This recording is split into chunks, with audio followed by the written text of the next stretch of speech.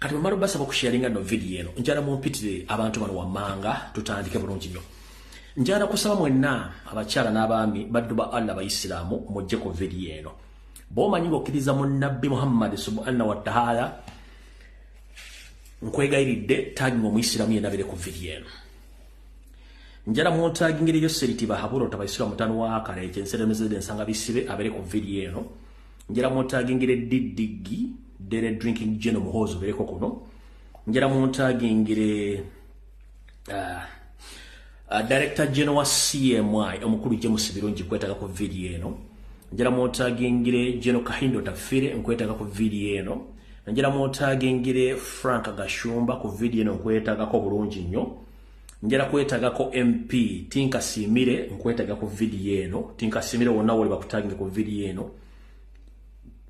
Njala mu pite basajja bevula bere ku video eno mwetaga bulungi nnyo. Njala mu tagi ngire Baramba Rugahara abere ku video eno.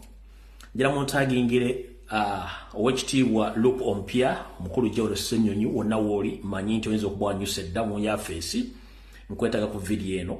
Nja kwetagako omutemu Niyonzimana Arosias Bujingo nkwetaga ku video eno. Nja kwetagako omwogezi wa polisi omukulu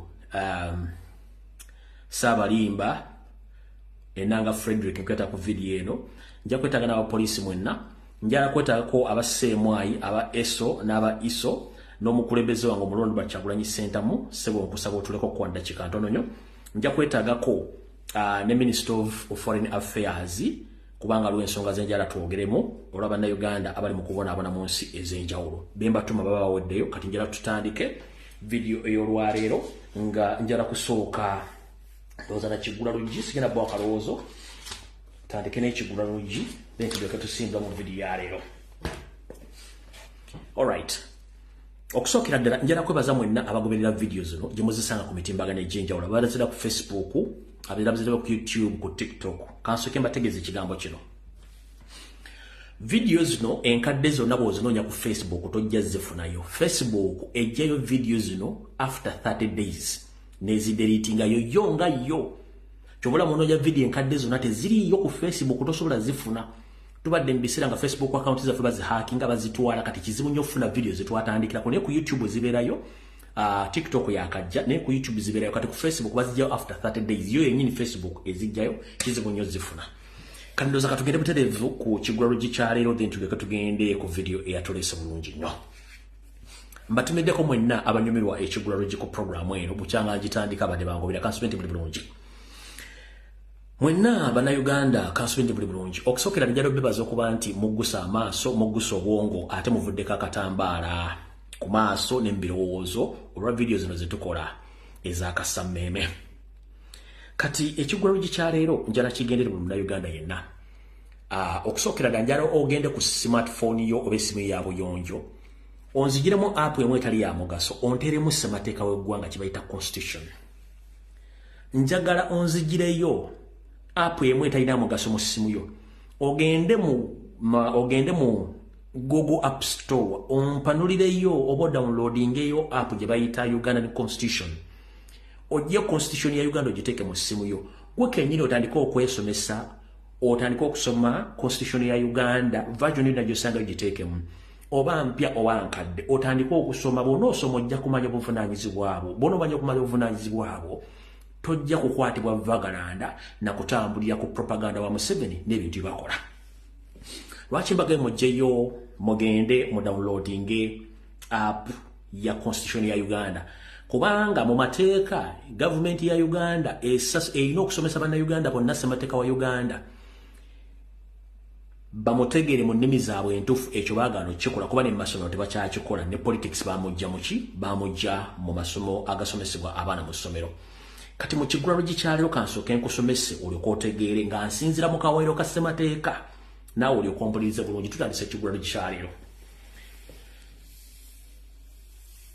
Wali weebuuzizaako obuvunaanyizibwa bwo mu ggwanga buvunaanyizibwa ki? Ng'oggyeko okubeera ssemaka namaka ojjeko okubeera omwana omulenzi oba omuwala wali otegeddeko obuvunaanyizibwa bwo ki mu Uganda? Ekisookera ddala oli Munnayuganda enzwalo ya Uganda ssemateeka akukakatako okwagala ensi yo okugikuuma n'okukuuma ssemateeka n'okumanya amateeka n'ebiragiro n'obuyinza bwo. Yensonga lwaki akawaayiro akasooka mu ssemateeka kagamba nti obuyinza buli mu bantu. Obuyinza buli mu bantu. Era ne kagamba gavumenti be bantu ku lw'abantu eri abantu. Era kyova olaba nti tukozesa okulonda okuteekawo abakulembeze bakozese ensimbi z'omuwoomusolo okukola ebyo ebyetaagisibwa okutuusibwa ku bantu ba wansi aba bulijjo abasasula omusolo.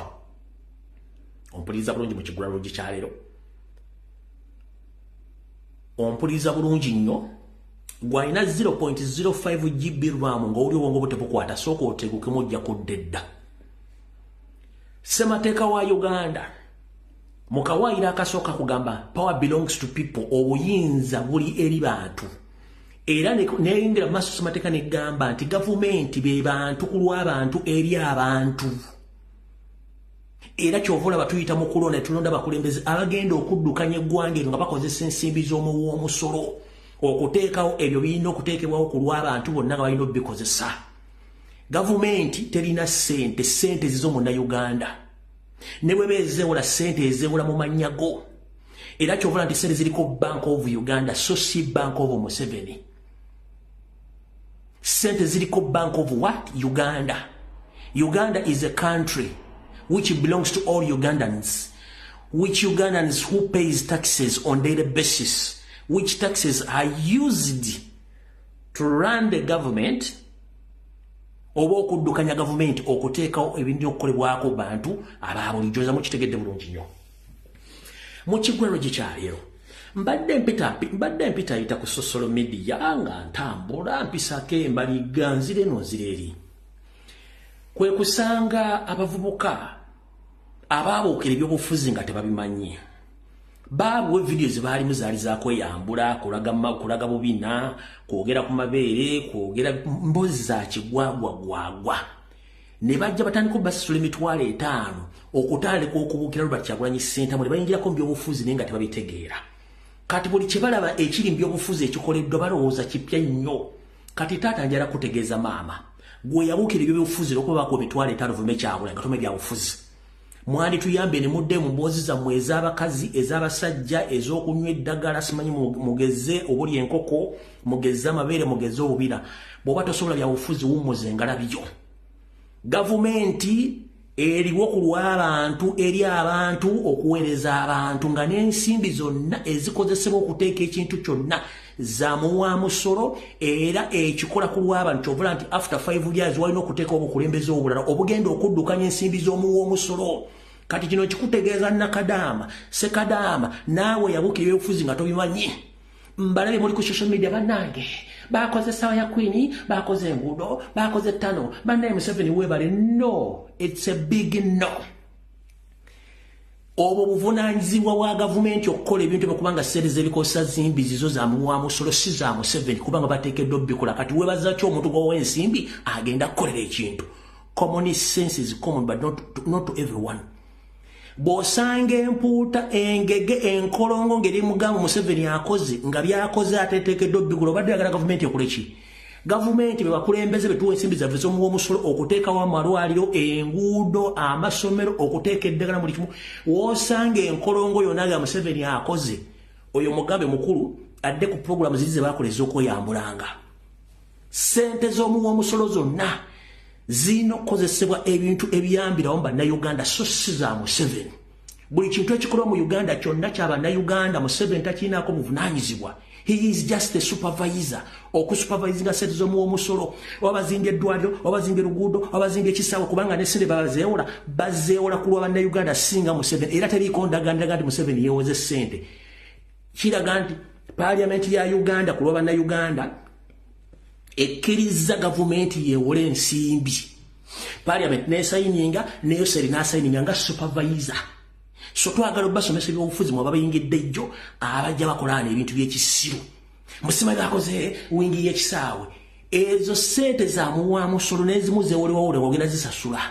Oluguudo lwa Saakwini lwakoleddwa buvunaanyizibwa bwa gavumenti okulokola ku nsimbi z'omuwoomusolo so si za Museveni. Museveni si yakola ebintu ebyo. Ezo sente zo bateekeddwa bikola kiringa bono okwata siri n'otwala omwana ku ssomero n'omuwerera bw'asemba kitegeeza ssente zo zifudde bw'akulembera kitegeeza atuukiriza obuvunaanyizibwa bw'omutwala ku ssomero kati omuzadde tekimukakatako kwebaza mwana kusoma kubanga obuvunaanyizibwa obwo bwa mwana ogenda okusoma omuzadde ateeka mu buteesi ssente kati mwenna abali eyo kimanyi bakoze enguudo you appreciate on which deal ssente zizo in fact oyinza kyolina okukola wandigambye naye eno ye actual plan yalina okukolebwa eno ye actual expenditure eyalina okuteekebwa ku luguudo luno eno yali actual plan yalina okuteekebwa ku luguudo luno nga concerned citizenship that is your rights naye mu gavumenti ekoze obadde oyagala ekole ki era ensimbi zaani zizo kati mukulu nkulagira gwali eyo atamanyi byabufuzi yabibuukidde nti mufuneeko ebintu ebire byokkola politics mwamuyingira buyingizi nga buwadde ssente kibadde ekigulalo gyekyaliro tugenze ku vidiyo yatuleese tutandike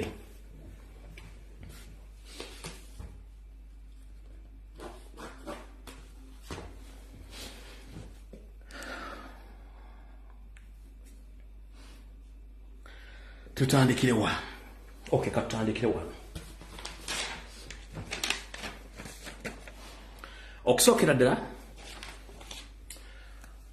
njala sooka okutwala omukisa guno abambi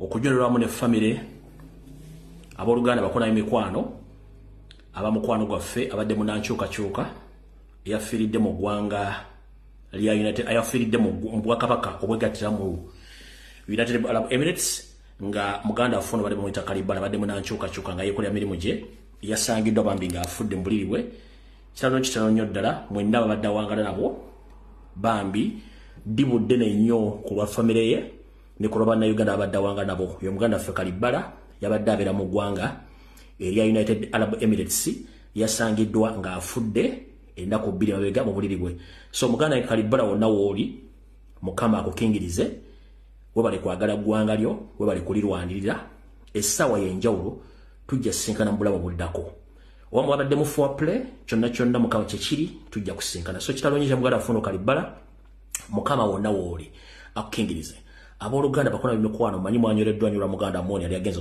okunoonya ensimbi tewali kyakkola ffena tujja kusinkana mu bulamu buddako so muganda Kalibala wonna wooli mukama akingirize byonna byakusobako akuwa byosinga okwagala mu bulamu obuddako kitalo nnyo ddala mwenna bannayuganda bawangalira mu ggwanga erya United Arab Emirates kitalo nnyo kya muganda afuno Kalibala okuba nti yafudde ffenna lyekkubo ate lyetugenda okukwata enjawulo budde katutandike bwe tuti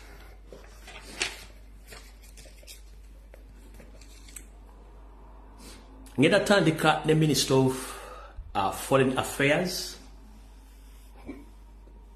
ne embassy zonna eza Uganda eziri mu mawanga bannayuganda gye bali mu kubonaabonera naye okusingirira mu nsi eza Middle East neza Asia so Minister of Foreign Affairs wonna wooli ngenda kusaba bannayuganda abali mu ggwanga lya Egypt bali mu kubonaabona okutagambika ntegezeddwako ntegeeza eggwanga nga mpitaano ku LBS TV nti bannayuganda bali mu kuyiggibwa nga enseenene bakwatibwa basibibwa okutuusa nga weegulidde tiketi bw'oba teweegulidde tiketi bakutikka ekibakwasa nti tebalina biboogerako ate tebakkirizibwa kukola mu ggwanga eryo so nga ate mu ggwanga erya Uganda abasajja abawala bwe bakola bizinensi ne bafulumya ensimbi z'eggwanga tewabakonyeeko naddala abasajja ba Egypt kale Minister of Internal Affairs tukusaba mukwatagane gavumenti ya Misiri ne embassy ya Misiri mu Uganda babulira ensonga lwaki bannayuganda bakwatibwa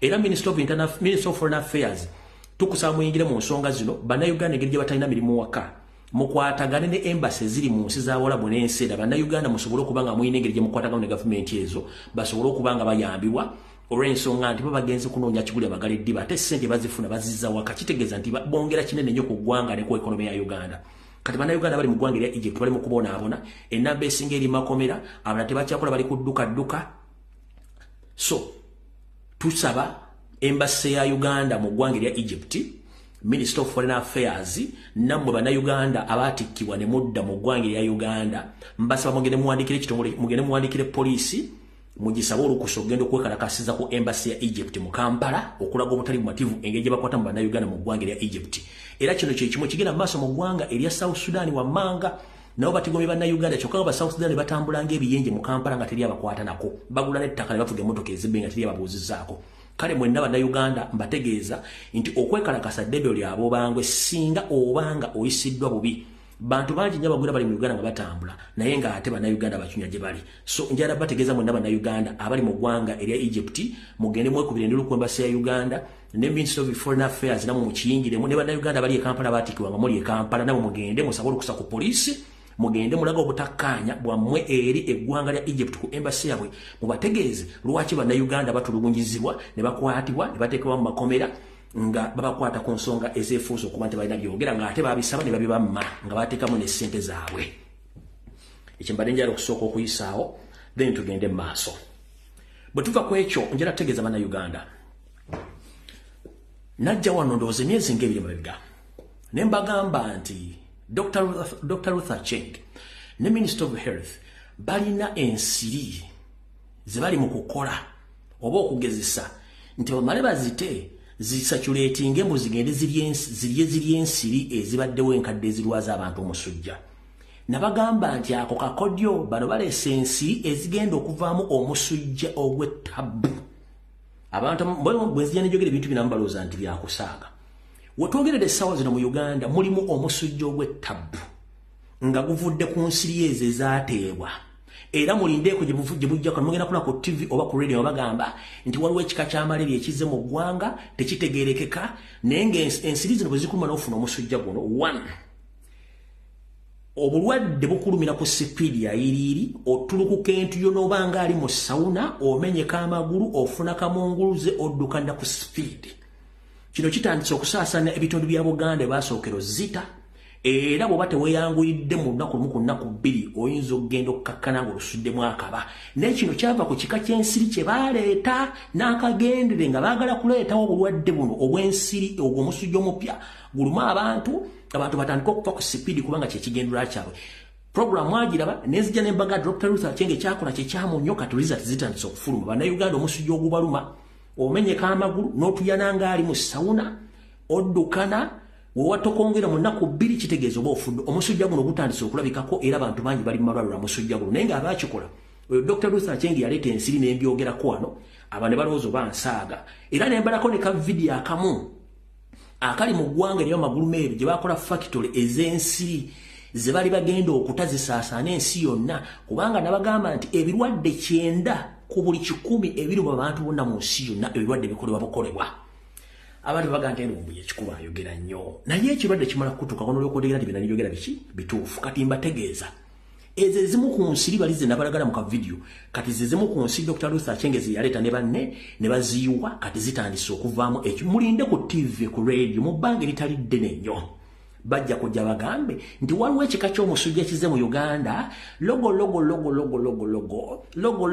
era mujja kumaliriza nga mubirabye ate mu omusajja alyogedde ate kati bavuddeyo ekyo kigenda kujja very soon ekyo nakyo nkivuddeko katugende ku nsonga etwala ziyita mangu kati olwaleero ngenda kukola video ngenda kukola forensics esembayo ku omutemu Niyonzimana Aloysius Bujingo era yegenda okubeera cross chapter ku forensics gwe ngenda okukola ku nsonga zino naye nga sinagenda eyo njagala ba comrade mwenna abali mu struggle bwe kibanga tukiwadde ennaku nnyingi nnyo tukiwa olwaliro n'olwenca tugenda otuuka ku Lwokutaano nga omutemu Niyonzimana Aloysius Bujingo tumugaddewo tumuvuddeko waliwo ensonga mpitirivu nnyo ezigenda mu maaso ensonga esooka yewa yo seriti bahabulwa lutabayisira mutani wa akare ekyensi temuzizidde ensanga bisibe apulaninga okujjawo President Robert Kyagulanyi Ssentamu anytime yo seriti bahabulwa apulaninga okukyusa golopost oba ekitego ajjeko bannayuganda obuyinza obulonda omukulembeze abuzze mu parliamenti nga member parliament ekibine kisinziza member parliament abangi kye kironda president nga bagoberera ensonga zino wammanga bakimanyi ekisooka Museveni emyaka gimugenze ko takyasobola kutambula the district ettaano ng'akuba campaign ensonga eyo bakimanyi nti Museveni takyayina ground talina bantu ekyokusatu tebalina ssente the factors is satu esooka Museveni emyaka gimukeeyeeko takyasobola kuba campaign eyokubiri enkulu tebalina ground tebalina bantu ekyokusatu tebalina ssente bagenda kusaasanya mu campaign za presidential kati bw'ogatta zino facts esatu Museveni agenda fuba nnyo okulaba ng'akyusa constitution omulundi ogusembayo ensagireko engeri open bwet ngeri ng'olwera nga tewakyali wadde kawaayiro wadde koona lyonna eri mugaana okukola kyayagala jjukira okuva mu 95 Museveni ajja akyusa goloposti z'ebyobufuzi kati njagala tumalirize omutemu bujingo olwaleero ne mmaba muluddeko enkya ku lwokutaano tudde ku nsonga enkulu Museveni ayagala kukyusa nnondo buyiza bannayuganda bwe bajjeko bulonda pulezidenti abuze mu paliamenti kino ekintu nabagamba Museveni akola ekintu ng'aba yakibala dda mukimanyi nti Yoseri kansooka ekibanyonyeremu nga tenagenda eyo mukimanyi nti Yoseri yakola kye tuyita okutemaatema obufi n'ateeka bami ba paliamenti abasinga obungi nga bava mu kitundu ekyamaserengeta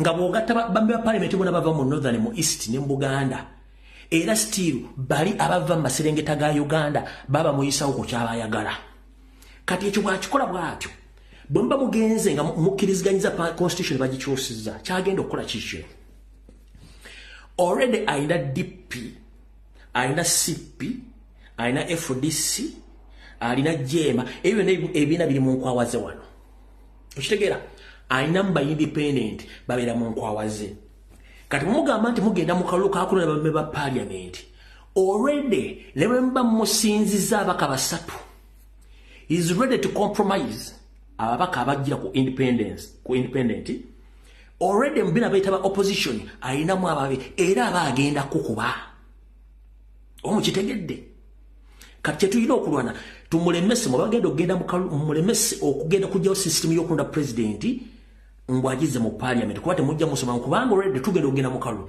ng'ayina abameka mu ba parliament abawere 15 bafunye annual proceed okwetola ebitundu byonna eby'eggwanga ekyo yakikola akimanyi nti mu western side of the country wagenda okusinga okwenda ba parliament era basinga obungi kyokka nga katundu katono nnyo bwe kati naye yakakola nkasinga mba MOP yakikola akimanyi kati ebintu bino byonna Museveni abikola bimeka njala bategeeza ngenda kola last forensics report ku bujingo leero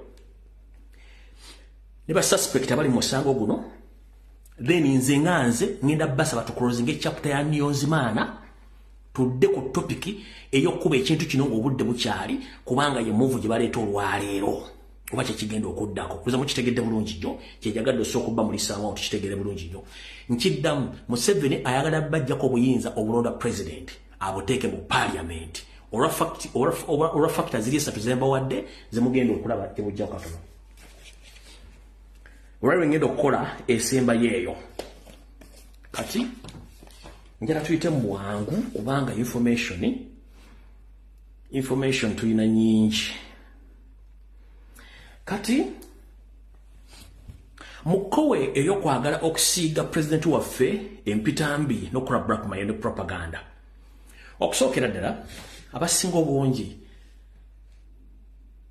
mubadde temumanyi kye bayita gavumenti ya Museveni afuze emyaka 38 ng'akozesa ekigambo divide and rule, blackmail and propaganda. Abasinga obungi mbadde temumanyi bintu bino mutandise obitegeera.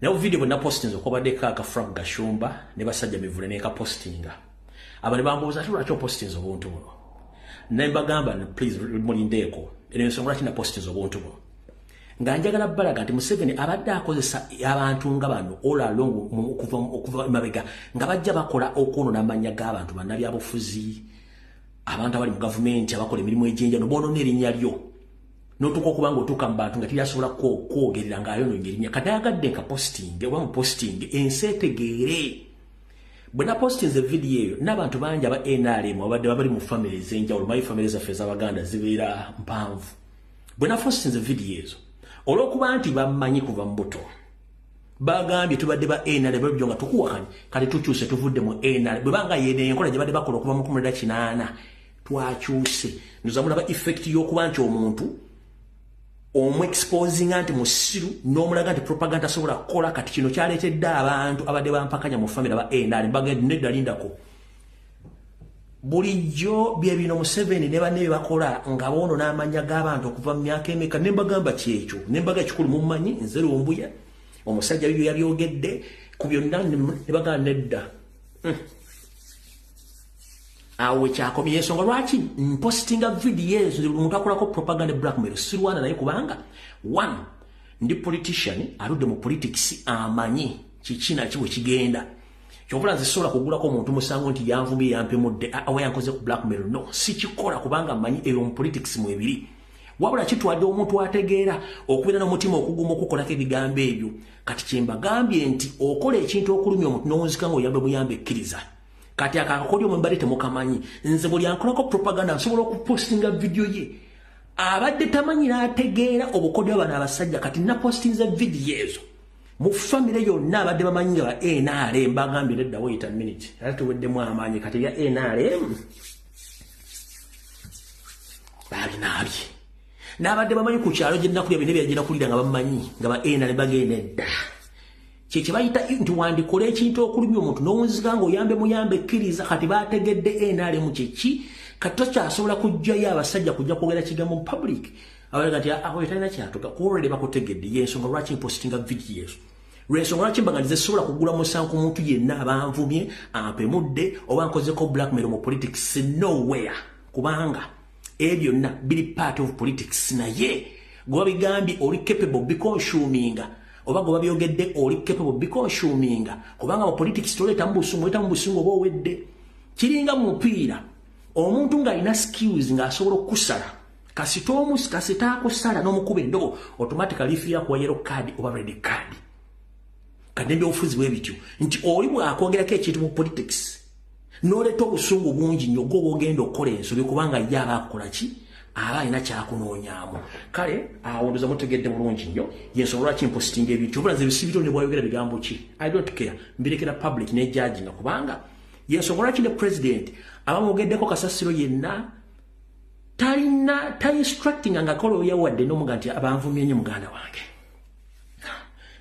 sooka osanctioninga omuntu oyo bamuyita agendeko mu kooti atubuli mbwaki akozesa social media okuvuma okunvuma no kubanga akimanyi naffe kye twandisuubidde mu politics nti Museveni tewandibadde tuwamba baana wandibadde totta baana wandibadde temukwata baana kubanga politics mukimanyi nti kuwanyisiganya bigambo mwandibadde temukyakola kidnaps mwandibadde temukyatta bantu mwandibadde temukyakola kintu kyonna kya busiru kubanga politics kuwanyisiganya bigambo asinga ebigambo yakola ki yayitawo lero okuba temwakimanyira kyenva mukola ebintu bitategerekeka kati tugenda mpola tusooke tuyitemu la information then tulyoke tugende mu forensics esembayo eyagashumba musharinge video eno no eyamute mu bugingo lyate tilibusa tusookere wano okay right tilibusa ngabe nabagamba nti etteeka lya anti homosexual bill or law yose yalikola ng'atagetinga Robert Kyagulanyi Ssentamu n'abantu amule balekana nedda biki naye omukulembeze yagenze mu America wabadde okusaba eyo musaidize buyaga ewakiikirirwa omwami gwe bayita Tinkasimire ne bamuwa omukisa okwogera olw'okuba nti wa NRM yazze ne bamuwa enjogeza bwe yayimusa okwogera yagambye yatandikidde ku Kyagulanyi kubanga ye senior campaign egenda mu maaso okwetoola constituency zonna nti lwaki muli wano naye muli wano temukimanyi nti n'omusajja gwe muwagira yagenda e Bulaaya ng'awagira ebisiyaga kati abantu kye bamukoze mu constituency yennyini ne Reverend Father yabadde asabise misa yagambye mukulu Tinkasimire oyo propaganda blackmail tojja muleeta wano abantu bamukubye olube naye ne bimulemu okwogera n'aswaluka kati kansoke nkutegeeze Yoseri n'akabinja kamwe konna ekigambo kye bayita social media kikwasaganya buli muntu yenna omwavu omugagga omukopi n'omuntu alina essimu ya buyonjo mwembadde mumanyi nti essimu ziri mu Kampala mukono wa Kiso essimu ne mu byalo gyeziri abantu bamanyi information kati weewuunye ono MPT Nkasibire wagende we mu kyalo eri mu nsozi n'akola propaganda ku Kyagulanyi abantu bamugamba ssebo totubuzaabuza tubimanyi tabyogerangako n'aswala bamugjaku ne microphone video etandise kati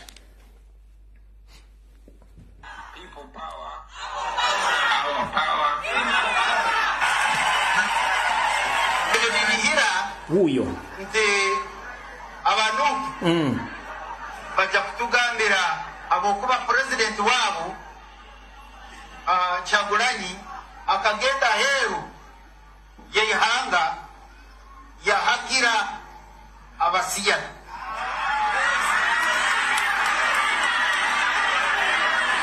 I expected that they would speak that position.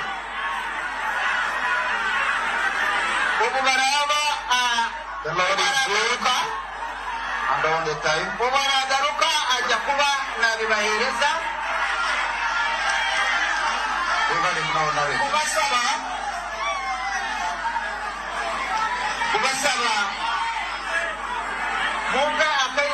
minute, I finish.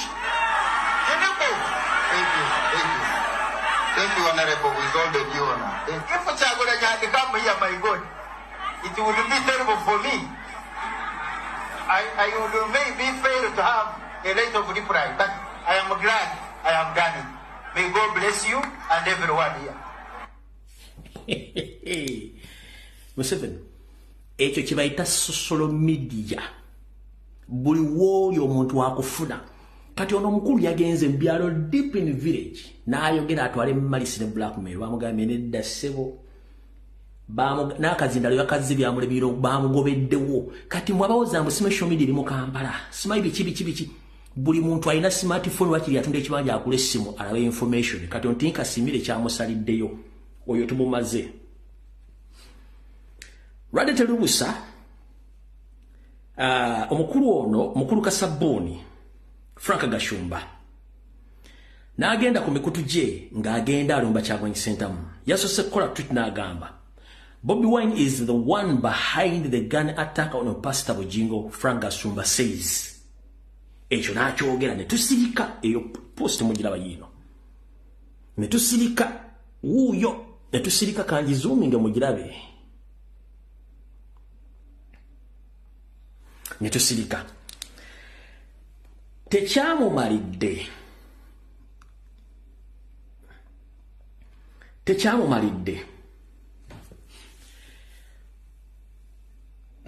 Nafuna omuyaaye omubbi w'amasimu gwe bayita Kirinja oba yabbeerudde amasimu bapulungi bamuteeka mu layini bamuggyako interview nga nti abaana ba Nopi bamukubye naye nga Kirinja tumanyi mubbi w'amasimu Frank Gashumba yawandiise bw'ati kanji balage ebyo zino zonna posta azikola mugirano wuuyo bw'ati bwe yawandiise very disturbing video oba basobola okukola effujjo n'obutemu bwe bati nga tebalina buyinza olwo Katonda bw'anaabazika obuyinza ka video mwakalabye ka video ke kano wano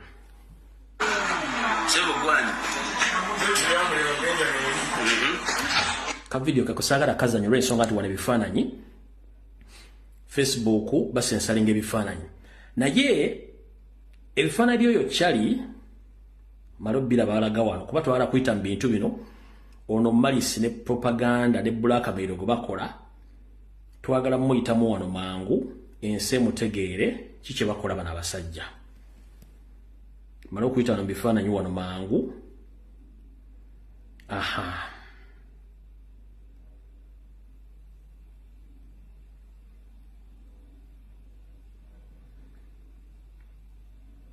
Nendoza mwabifunye ekifaananyi mwakifunye hawuno wano.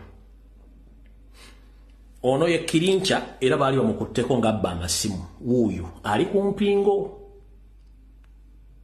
Yoyo Kirincha. Wuuyo ezo mpingo baali bamukutteko era ng'abba amasimu. Kati yogoyaga nti baamukubye.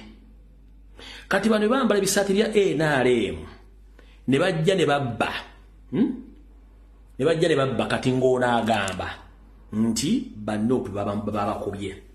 Mukulu Frank Gashumba, with due respect, bwoba tomanyi politics mwesonyiwe. Bwoba tomanyi politics mwesonyiwe tukole ekiddako.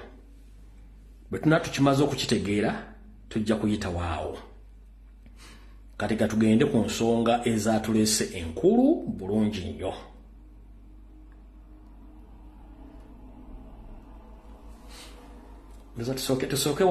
Tusoke wawangadya, then tulyoke tugende ku bintu bya forensics tumalirize. Alright. Mukyala Maria Mwangadya.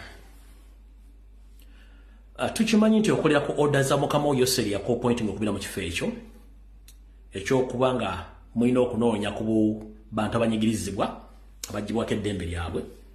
Naye ebigambo byayogera bijja kubeera ku rekodi ate tebijja kuvaawo. Essanyu ly'abanno ge maziga gente oba essanyu lyo kwe kulanga bannayuganda babonaabona.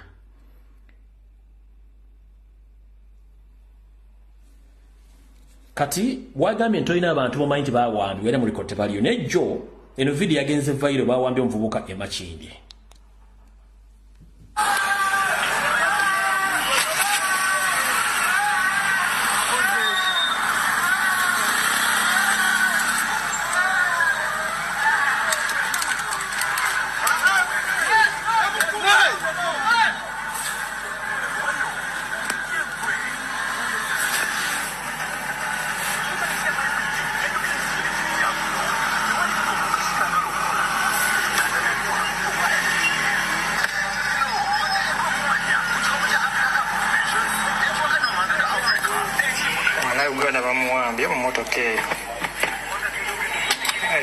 UBE 696Y awambiddwa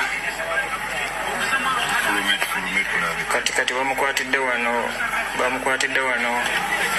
e Makindye wano nga ku KCCA ofisi za Makindye Rebeka. Kati nza mukyala Maria Mwangadya oli mu office omwo okola statement ezikuswaza fere tugenda kufaayo bwoti bwayogedde. Olwaleero Wangadya azzeemu okukkatiriza ng'ekyabawagizi ba NUP bagambibwa nti baabuzibwawo nti kyesigamiziddwa ku bulimba. Bino Wangadya byogeredde mu kakiiko ka Paalamenti ak'ebyamateeka gy'abadde agenze okumatiza bammemba kakiiko kano lwaki akakiiko kakulembera keetaaga obumbi 84 mu mwaka gw'ebyensimbi 2024-2025. We are seeing people who are missing this country. But when they approach your office, you create mixed reactions, and at the end, we get mixed reactions, and at the end, we misinterpret the commission because of the information you give to the public, which is contradicting. None of those people provided for us on that list is missing, genuinely missing. No. From the interactions we've had with these people, I do not believe honestly that any of those people are missing. Did you bother yourself or interest yourself to visit either military court where civilians Ugandans are? Manya agampeebwa nti bano bebenganda z'abantu abo abaabula nga tebagala na kwogera naffe. So kati kikuwa okubuusabuusa nti abantu abo ddala baabula oba ono katemba. Wangadya ategeezezza akakiiko ka Paalamenti ng'akakiiko kakulembera bwe kasaasanya ensimbi nnyingi okunoonya bagambibwa okubuzibwawo wabula nga balabika tebaliiyo. Our entire budget for Kampala Regional Office for that period was devoted to looking for honestly what I considered non-existent people. Or some who exist actually today live in foreign countries. Others had never, out of the 30, 12 of them were out on bail, Others were out on police bond for some very serious crimes like terrorism. Wangadia ategeezezza ababaka akakiiko kano ng'ensimbi ze bafuna bwe sikyali ntono ennyo so nga ebibasuubirwa mu bingi. Embeera eyo yeeraliikiriza mbi nnyo. Tosobola kubeera n'ekyamaanyi nnyo ky'okola nga sente ezikuweereddwa bitundu 23 ku buli 100. And not just the commission but Ugandans, because once the commission does not perform, who suffers? It's an ordinary Ugandan. You're talking about missing persons and so on. If the commission was well funded and well facilitated, I'm sure they would have done that. They would have found out all those. But Mchana wangade tugenda kumalirako obudde okujjako okuvaako obuvi tukole betuddako. Alright, katika nsooke mala okuyisawo information eno egenda eri mukulu Gerald Ssenyonyi then tulyoka tusimbule tugende maaso.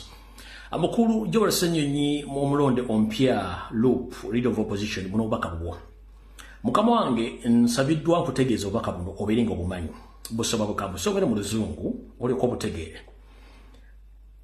Okusinziira ku mikutu gyange egimu emikesi y'integeezezza nkutegeeze nti gyafunye amawulire ag'ekusifu eriyo obubinja obutonotono obw'abantu abateekeddwa okusasulwa okulumba ng'era buno bugenda kubanga bufacilitatingibwa naye ng'obubinja buno obusinga obungi bugenda kubeera ku TV ne radio stations era muno mwe muli kugenda kubeerako abakozi ku CBS okuli omukulu amanyikiddwa nga Lukyamuzi Yosefu ng'ono ali ku 0709469967 oyo y'omu ku ba group leaders akabinja akagenda okuba kakola emirimu gy'okulumba. Abamu mugenda kuba munaabo abaga nti bali ku ludda oluvuganya nga beeyita ba defiance nga ono tebampadde mannya ge naye ng'essimu ye eri 0782407655 ng'ensimbi bazifunye nga n'omulala bano ba state goons omulala state goons naye nga agenda kuba yeyita mu opposition ogenda kubanga okwata essimu zino ziwandiike ojja zinoonyerezaako omanyi bannyinizo ono omulala ku 0776 onoonyereze ku bantu bano amannya gaabwe bebubinja obukusindikidde okutandika okukulumba ku radio ku TV awo nakyo ojja kimanya tulyoke tugende mu maaso oba kanjagadde buyitewo. Kati tutandikidde wa tugenze direct ku forensics ezisembayo okuggalawo obutemu obwabadde mu Kampala n'obusuubizibwa. Kansubire nti ebigenda mu maaso mbiraba. Okusookera ddala bannayuganda mwenna ababadde basanyuse okukola video zonna eza buli kika eyo constitutional right yammwe tewali akutiisatiisa. Teri akulagira kusanyuka, teri akulagira kunyiiga. Wano bwe tuba nga tuli mu kufiirwa nga tunyulwa tubanja abantu baffe, Mudde Wangadda byayogera. Mudde Gashumba byayogera n'abalaba ne boogera. Kati ba muntu yenna akutiisatiisa okukola kintu kyonna ky'oyagala tewali constitution gy'obomenye. Tebakuddamu kutiisatiisa. Kati njala tugende ku kye tuyita forensics aggalirawo ddala. Katusooke n'omukulu ono ebigambo byayogedde ng'obayita omwogezi wa police tugikwate video mpola mukulu ennanga wagambye bwoti that CID headquarters has taken over the case of attempted murder of Pastor Ujingo and the murder of his bodyguard Richard Mukunja. From now onwards, the investigations are going to be managed by the Special Investigations Division of CID headquarters in Chibuli. You're aware that this is an incident of alleged attempted murder by shooting of Pastor Aloysius Ujingo and the murder by shooting of his bodyguard Richard Mukunja, which occurred last week. What we've noticed is that the internet, social media netizens, propagandists are all awash with all sorts of versions and fringe statements which are quite absurd.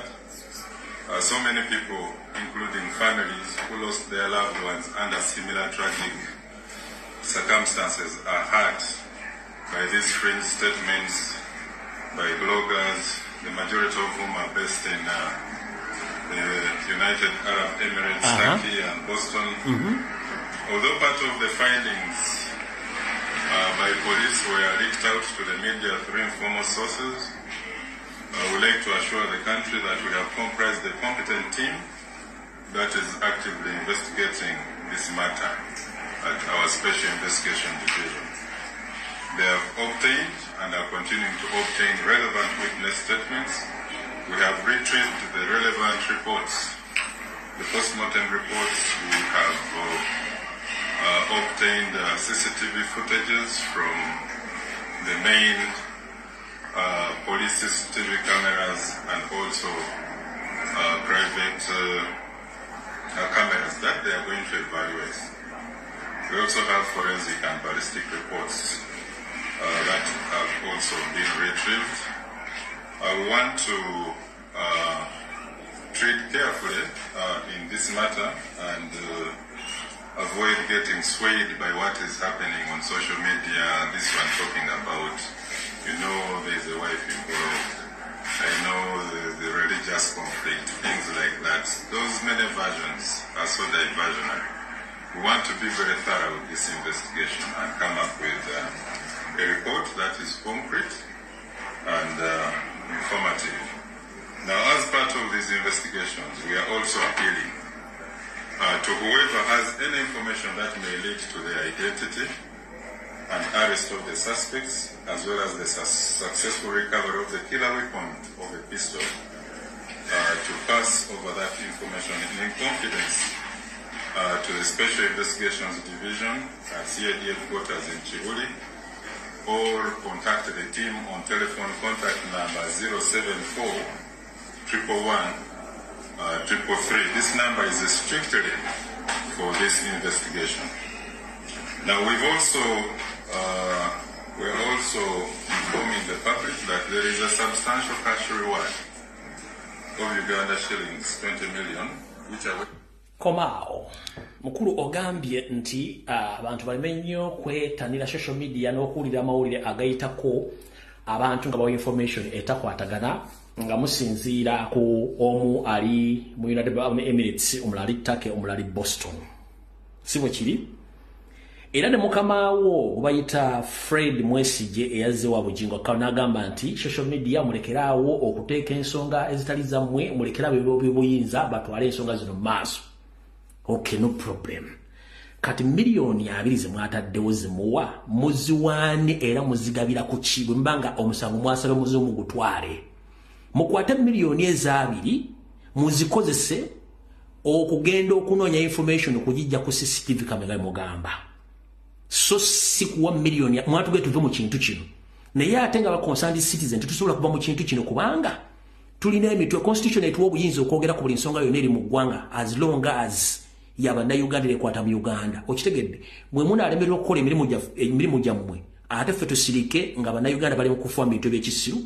Mwe kenyini mwandibadde mutuuze engalabi zammwe ne mubesinga ku information gye tubawa gye mutasobola kufuna Uganda nga ffe tusobola ogifuna kubanga abantu batyo bawa information ne mutwala information ng'ekituufu. Najja wadde mbagamba nti emmotoka eyo erina ggulu era mufumba bujulizi kiki ekyavaayo teyalina ggulu. Olwo tutandise video mbutongole. Najja ne mbaga nti emmotoka eriruddawa erina ggulu mu butongole, emmotoka eriruddawa yalina ggulu, temwafumba bujulizi. Kale katutandike bulungi nnyo. Ekisookera ddala mukulu Enanga ne bannayuganda mwe nanjagala musooke mumpulirize bulungi nnyo. Eno report esembako forensics. Mubadde mulina kye mutamanyika nkibajjukize. Yoseri tibahabulwa lutabayisula mutabani wa Karekyezi ensi yalemezedde ensanga bisibe. N'ebitongole bye omuli Chieftains of Military Intelligence USMY, omuli External Security Organization ESO, omuli Internal Security Organization ISO, omuli Police, amagye ne SFC. Bakolera mu ambulera emu. Bwe bakolera mu ambulera emu, babera ne main target, babera n'omulamwa gumu ogukola ekintu. Kati mulina kye mutamanyika mbabuuse. Abadde bazze bagoberera okuttibwa kwa mama Sheikh, okuttibwa kwa bannabyabufuzi, okuttibwa kw'abantu abanne mu ggwanga. Information etambulira wantu wamu nti emmundu eyasse Kirumira y'emmundu eyasse Kirumira yasse Isma Olexesi ate yasse driver wa Bujingo ye yakubye Katumba Wamala. Mubaddeyo story mwali mugigobereddeko nti emmundu zino lwaki zigoberagana nti yasse Katumba Wamala ate yarasimanyi Sheikh Gundu ate mubadde mwali mukigobereddeko. Kati kana akakodyo bakakola bwe bati. Olw'okuba nti bakimanyi nti bannayuganda badde bakyali mabega wa information nga tebategeera, kyangu nnyo gavumenti okukozesa ebyokulwanyisa bino ne bigenda nga bikozesebwa okutta abantu nga birifaalinga nti akabinja akakikola akabinja ke kamu tekakwatibwa nkasigala kakozesa emmundu ezo. Do you copy that? Kambajjukize mu katono. Mujjukira nti emmundu eyali ekubye okutta ezimu kuzaakuba okutta ezaali zigenda okutta Katumba Wamala zalinkingibwa ku muntu omulala gwe zaali zisse, ezatta Kirumira zalinkibwa ku muntu omulala gwe zaali zisse. Finally ne mu pisto gye bagamba eyakubye driver wa Bujingo ate era again yalinkingiddwa ku Isma Olaxes nti yamutta. Ekyo badde bakikola nga bakipingira bannayuganda bega information nti bakozesa weapons zino okubuzaabuza obujulizi nga bakimanyi nti weapons ezimu be bazikozesa kati tebagenda kukyusa bujulizi balina tteeka obujulizi obwo. Kati njagala ogende ku Gola Moses osome Popular za Montane Vision zikugamba ziti nti ekisi ekyakozesebwa okutta omugenzi Isma Olexas Kalevu yali submachine gun SMG. Genda temubijjayo. Naye yo police egamba yali pistol. Ati kuyino wa ati lwakimba Luisa.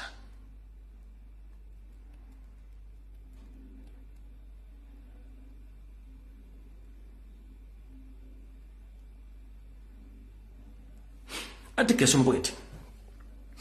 Renowned Ugandan blogger Ibrahim Tusubira alias Isma Olaxes was shot dead on Saturday evening. Police say that Tusubira, who has been the chairperson of Uganda Bloggers Association, was attacked in his car by unknown assailants near his home in Chanja, Kampala. Montane kugamba wait. Preliminary reports, according to police, indicates that unidentified gunmen with an SMG rifle opened the fire on the vehicle which the blogger was driving. The blogger was seated in the passenger seat at the time of the attack, according to ASP Owesijire. Our dedicated task teams are currently on the ground working diligently to gather all available evidence and conduct through investigations into major crimes as measures the areas has been cordoned off to ensure the safety of the public and to facilitate the ongoing investigation process. We assure the public that very effort is being made to bring the perpetrators in the courts of law. Genda ku monitor, genda ku vision yakugabakozesa submachine gun okutta Isma Olaxes. Kati yolo okuba nti police iso semwai balina ogwomuze nti emundu ze bakozesa bwe bazimala okutta omuntu nga bakola investigation teva report nga basiri kati bwe bayibeera ne target ndala okutta nga bajja ne report the same rifle eyakozesebwa koli yesenono. Ekyo public ebadde kimanyi kati nakyo kanti jombe exposing nakyo mujja kitegeera. Mudde mugoberere mada assassination plots zo ndabaga nti ekyasono kyekya senoli era kyekya tanoli n'amasasi gafaanagana. Nze nja bambula mpaka ng'ensi etegedde nti basajja mu obuto mbadde mbukola ng'oluza nti abantu basiru kyova temwagala social media. Mu social media ejja bambula. Nkiddamu kino jala kibategeeza. Daily Monitor, New Vision, Observer buli omu yawandiika n'agamba ekyatta Isma Olexas Kalevu yali SMG. Naye police bwe yajja okola agamba nti ekyatta Isma yali pisto gye bataafuna n'amasasi bagamba Isma bamukozesaako multiple bullets ezashootingibwa sibwa kiri kati era bavudde baga nti emundu yakozesebwa ku Isma yekozesebwa ku kati olwo bakolesa mu open baga nti akabinja ke kamwa kajja katta abantu with the same rifle gye batafunanga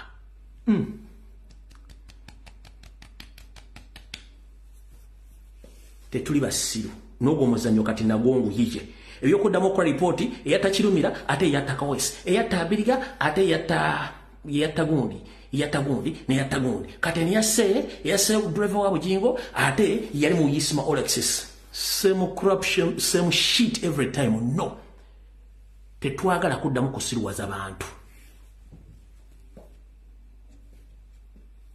mwerekerayo akakokola temwagala bantu bategere mwerekerayo akakokola tukooyo obufere bwammwe kati awo nno tuvuddewo kati katusimbule mulyoke mutegeere bulungi nnyo ensi ya Museveni bweyimiridde ndowooza katutandikire wano bulungi nnyo ngenda kukwata abantu bano kati okumanya abasajja bano bayaaye nabasomesa ekigambo kye bayita photographic interpretation body language ne facial expression muka video kano kengenda okuzanya mutunuulire omubiri gwa Bugingo mutunuulire facial expressions z'abantu amwetoolodde otunuulire n'omusirikale simanyi ddala bye yaliko mu kuziika nga boogera ebigambo by'ennaku yali aseka nabano bonna abamuli emabega bonna nga baseka kyenjagala musooke mutunda then tuyoke tutandike programu entuufu njala mutunuulire nnyo omusirikale nga kaalo kamusonze mbwate mulyoke mumanyi nti bano abasajja bonna baye ekikola bakimanyi tunuulira oyo omulaba kyali aseka galewo bakati bwene embwe eyogera biki kyali ali mu kuseka omulaba kankabaddire bulungi nnyo tunala amwetoolodde omulaba kati mulina kye muteetegerezza tuzze mu forensics tugenda kumaliza video tuve mu fotofoto ono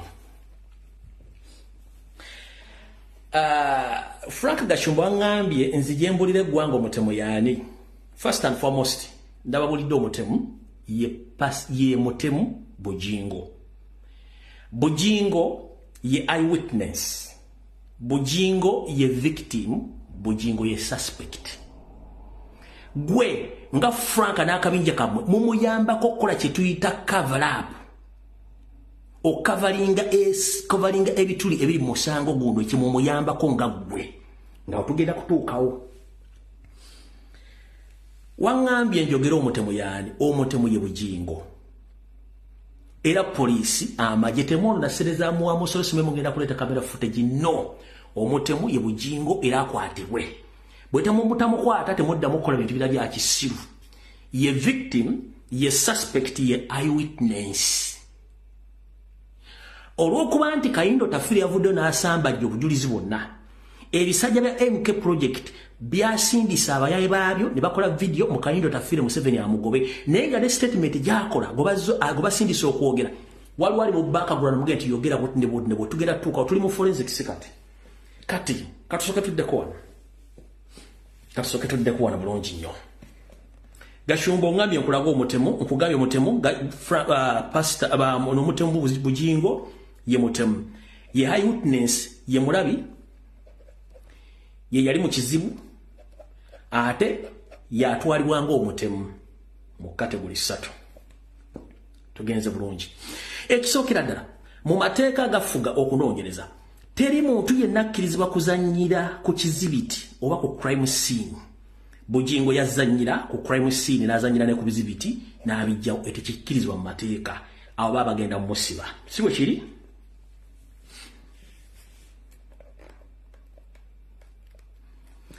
kati bwe tuvaawo bwe tunoonya suspect omulala omanyi tugamba nti kamwa kabi kasasiroganga oba kasasiroganga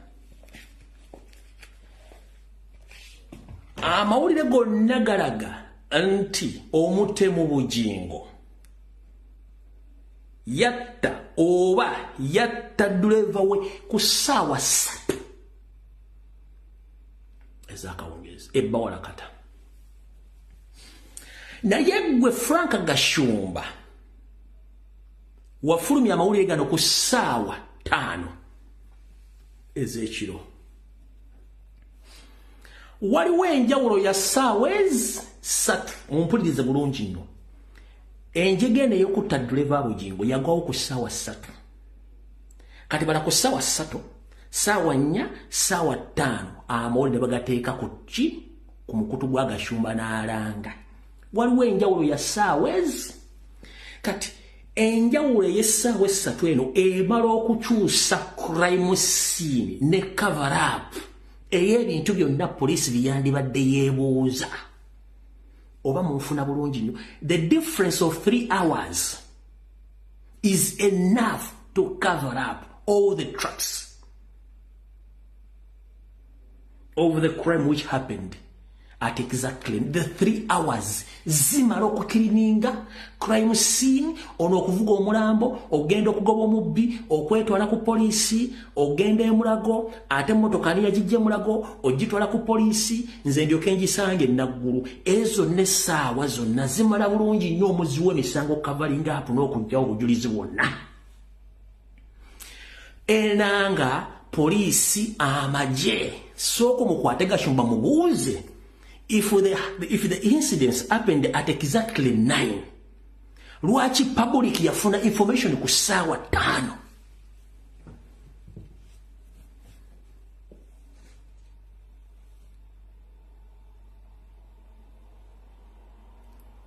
Nchiddamu poliisi amagye gavumenti omusango gwaddizibwa ku ssaawa 3 ez'akawungezi. Lwaki amawulire okusaasana gasaasana ssaawa 5? Era nga gafulumye Gashumba. Lwaki Gashumba? Bujingo musajja mufumbo alina mukyala we Makula. Muguno gwonna omusango gwo tondalabako Makula adde akola ka tweet wadde okomfatinga omusajja wadde okwogerako ekigambo kyo ne Bujingo we yakabiddenga akabizi akasibe ku ggaali ku kituuti. Makula tanalabikawo. Kyokka bwe badde nga bali mu normal life nga bali mu service, Magula bajja ne benywegera ne bakumba ne bazina amazina ku kituuti ne bakola buli comedy yenna nga balaga abantu balina laavu nnyingi nnyo. What went wrong since this incident happens? Kye kyatuukawo. Incidents olutuukawo etteeka likulagira either inform the police, si bwe kiri, otegeezako family member, friend oba relatives bo. Kati waliwo ngendo bakwata ekisookera ddala. Bujingo alina smartphone, Bujingo alina social media platform omuli Facebook giyegana tagirina, alina X oba gye tuyita Twitter, alina TikTok, alina essimu z'abamagye eza poliisi, alina eza radio ye, alina eza TV ye erina Facebook, erina Twitter, erina TikTok, erina abakozi, alina bafamily, alina abantu bali mu church, alina buli kimu. Kati lwaki gwe era Frank Gashumba gwe wasooka okuteeka information eyo ku Twitter as ku ssaawa 5?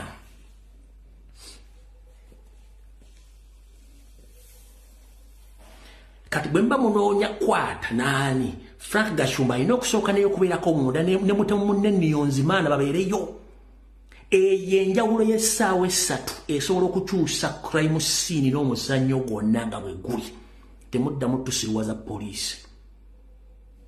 Genda ku kibanja kya Soroti Media we baddiza omusango bapostinga ssaawa mmeka? Gashumba ge yapostinga ssaawa 5. Omuzannyo baguzanya ssaawa 3. Essaawa zino 3 ekintu kiguddewo, agobye omubbi yetutte mu ddwaliro bamujjanjabye, emmotoka poliisi yagisangawo gitwala enaggulu. Awo tuvuddewo tutandise bulungi nnyo. Kati omanyi bano abasajja beerabira bye balina okukola ne balooza tuli basiru. Yes, omukadde w'ekkanisa afudde. Omukadde w'ekkanisa abadde asula mu Kampala. era naafa ne wataba wadde neighbor agamba nti omukadde w'ekkanisa badde mulungi ne muta ku mawolumbe omulambo ne guve mulago ne genda direct mu kyalo nga tewali wadde neighbor agambye nti wo ye muntu wafa afudde omukadde w'ekkanisa ne mutamuleetako wadde okumuwa last respect ku kkanisa omukadde ne mutamuleetako wadde omuwa last respect omuwa emisesembe mu kkanisa okuva mu mochale mulaga mu kyalo direct such questions investigations zirina okugenda maaso nkubuuza gwe omukadde w'ekkanisa ne mutamuwa the last respect oba okusiimibwa okusembe mu kkanisa ne banne olabaga gundi sobi yafa baneibe bagati sobi badde neibe mulungi nnyo tetubadde buzibu na sobi omukadde w'ekkanisa Kampala badde asula ludda nga nafe basula mu kiwuunya tewali tteeka ligaana mupangisa kuteeka mulambo mu nnyumba ye ogukubako eriise lisembayo teri omukadde ekkanisa badde asulawa wemutasobodde kumalumbe era wemutasobodde kujja mulyango gutola mu kkanisa gukubako liiso oluvannyuma dde ogusabira mwaguvuzevuze okuva mulago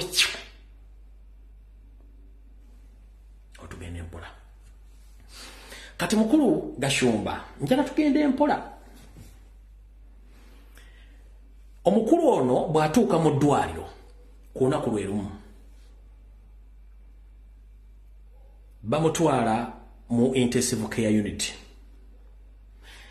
tukimanyi bulungi nnyo ffenna omuntu ajja mu intensive care unit ajja aliko lifaalo era bamuleeterako oxygen era mu intensive care unit tebakkirizayo muntu kumala gambala bino bigobo byo bakwambaza mu nnyambaza gye bayambaza abalwadde mu ddwaliro bw'oba toyina saati at least bazikugjamu ne bakusiba ebiwundu ne bakusibako plasta bakwambaza engoye z'eddwaliro ezisaana mu intensive care unit kyovula n'abasawo bambala buno obugundi obuveera ne bateekako ne mask ekyo ekifaananyi kirina bwe kyalabikidde era for the first time in history omusajja n'ajja mu ddwaliro ye kennyini ne bamuwa essaati ng'emufiitinga bulungi nnyo lyeddwaliro erisoose mu history y'ensi yonna omulwadde okujja ne bamuwa essaati ng'emufiitinga bulungi azifu nti yabaddewo nga bagirinze nti yo ya special ya mulwadde oyo ajja.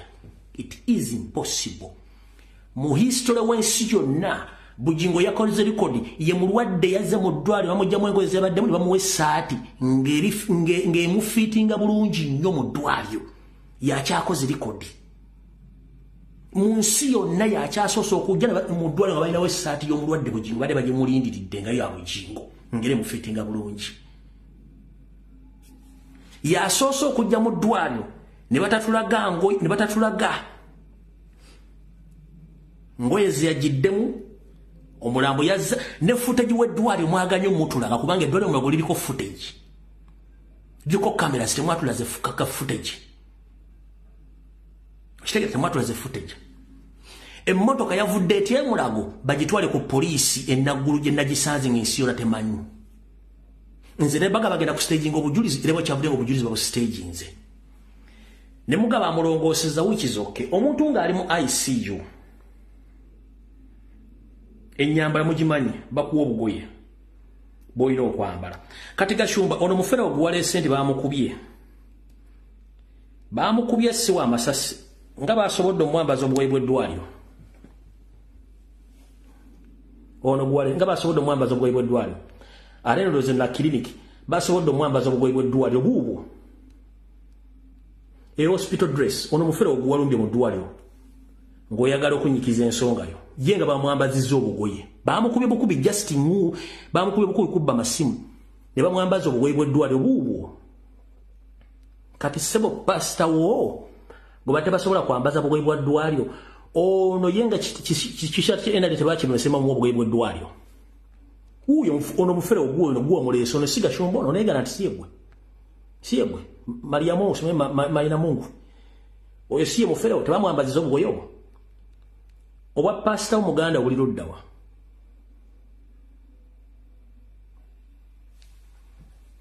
tuvudde waawo tugenda mpola bwe tuva waawo omukulu ono y'omu ku basajja ba SFC ye yagambye nti ye yaliwo okuddwaliro kubanga era kabaddiramu era yajja n'omulambo katanda ka poliisi n'aguyingiza mu mochale Musumba naye yafuna ku lusaku nzayogera nammwe muzeeyi Richard esaawa zino omugenzi nze yamujja katanda eyaliko ku mochale okumujja katanda akaaliko aka poliisi okumuteeka ku kamochale okumuteeka munda kati ebigambo ya social media we tuli wano tuli ku bulumi bungi tetugenda mumalako buseera oyo kati omukulu Gashumba wangambye nkulaga omutemu sigwe yagala kati ne mukama pastor kwali bamukubye ebyasi bimuyita mu mugongo naye tudde ku crime scene obattira omusajja ole mugabe battira omusajja ekifo kiri bize bawala kata basikirawo chapati amawulire bagagwawo buli ku bannayuganda 10 bannayuganda 6 balina essimu ezaawo yonyo kitula smartphone ku ssaawa 3 kwabula omuntu alina footage yenna wadde okuwa information tewadde wano incidents tewali ya recording muntu n'omu Gashumba yakola information agi breaking oyagala gamba nti we watu nasika chapati yata ina smartphone nabayina amaduka tekuli ina smartphone wadde omuntu yenna ku crime scene yajja nawa proper information time entuufu n'ebice byaliwo stop fooling Ugandans kati bamaze okukuba essasi mukulu ovudde mu ddwaliro bamaze okukulongoosa naye mwina kye muteerabira kye ngenda obbajjukiza mu kavidiyo kano kennyini teri muntu goba kuba ssasi mukibe olaba obera nansanja bavu wano mu nkwawa oba ofuna dislocation ngoba mukono gukyuseemu kiba kizibu nnyo okwambala ekkooti n'okwambala ebidabalaze bulungi nnyo but fun enough omukulu ono mu kuziika yajambadde bulungi nnyo ekkooti n'akuba n'ekikalu n'anywera teri muntu gobalongoosa ng'alina ekiwundu mu mugongo n'akuba ekikalu n'abanga kapso yampikulo okusinga yeefundikidde tekiriyo nkiddamu teriyo muntu gobalongoosa mu kifu emabegenda ku mugongo n'akuba ekikalu bulungi nekinywera neyeefundikira ng'enga kapso yampikulo okusinga anywedde yeefundikidde bulungi nnyo it is impossible ono omwami wuuno omule bulungi akubye ekikalu bulungi nnyo nga simanyi Richard alinda Jonas alindako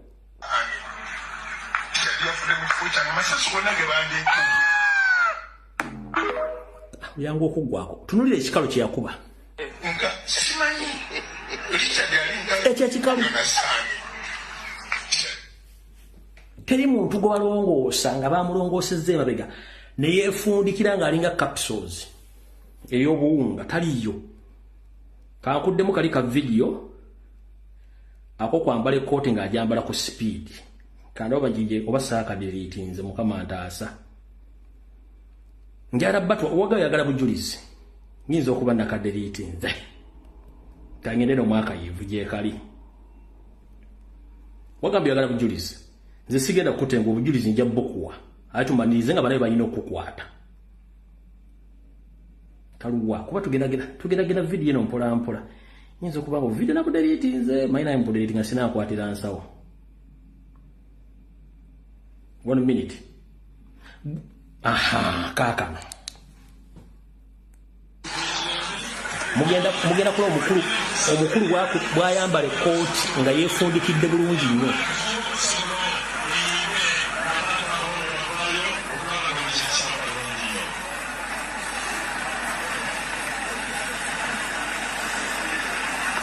Eyo emmotoka empya gye bamuwadde eri Amadi yeeyo. Zizo empiso za Mpicrox. Agenda kuva mwayambala ekkooti ku sipiidi.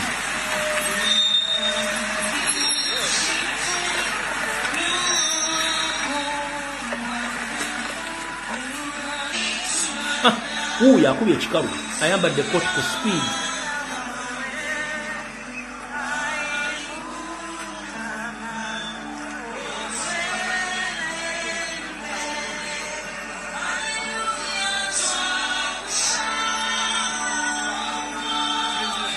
oyo tetugenda kulwayo kuba tulina obudde butono nnyo. Ono yatusabye bujulizi tugenda bukuwa bulungi nnyo ojja butegeera. Katusooke tudde wano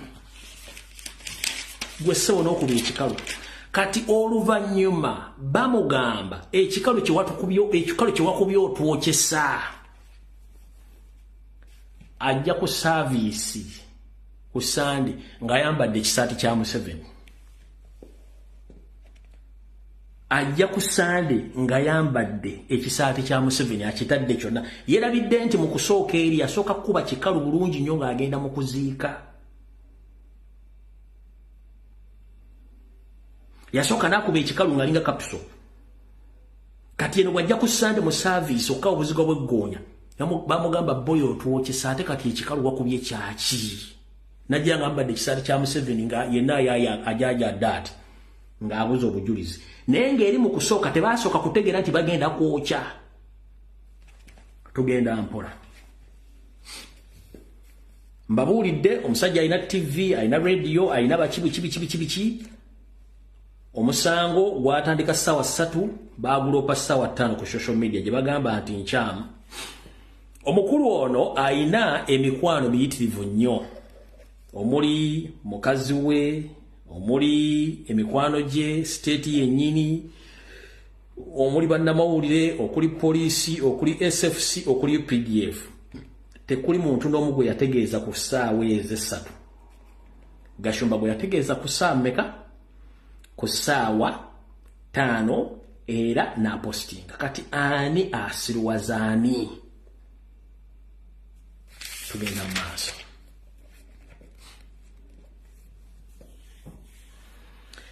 Gashumba avudde n'ogamba nti wagavudde n'ogamba nti Bugingo yeetwala mu ddwaliro, which is okay.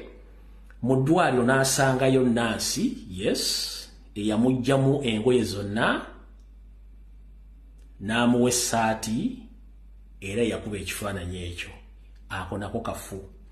Nancy ekifaananyi kye yandibadde akuba kyekifaananyi kiringa yakatuuka yenna abunye omusaayi kyataafuna mwene muleta ekifaananyi nga muwadde essaati ekyagenze ku likodi mu nsi yo naye mulwadde asoose okusanga essaati ng'emutuuka mu ddwaliro. Ekyo kikyamu.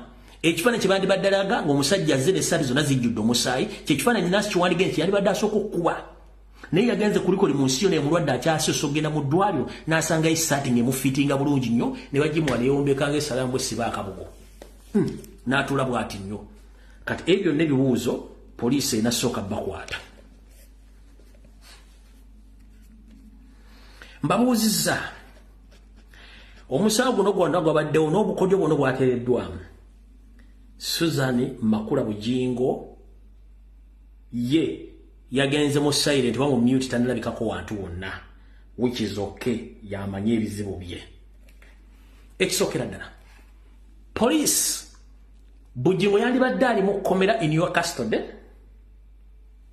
Franka Gashumba yandibadde ali mu kkomera. Susan Makula yandibadde ali mu kkomera.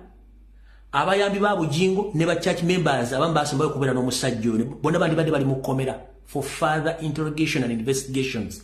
But nobody you have in your custody, but you are looking for the information. Whom are you fooling?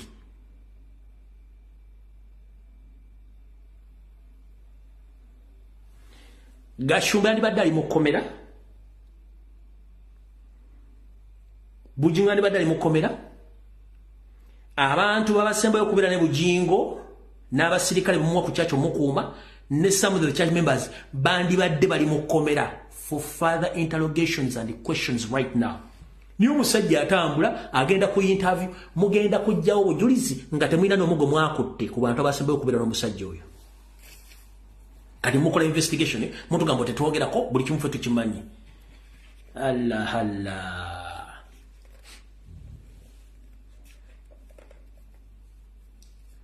Tugenda maaso.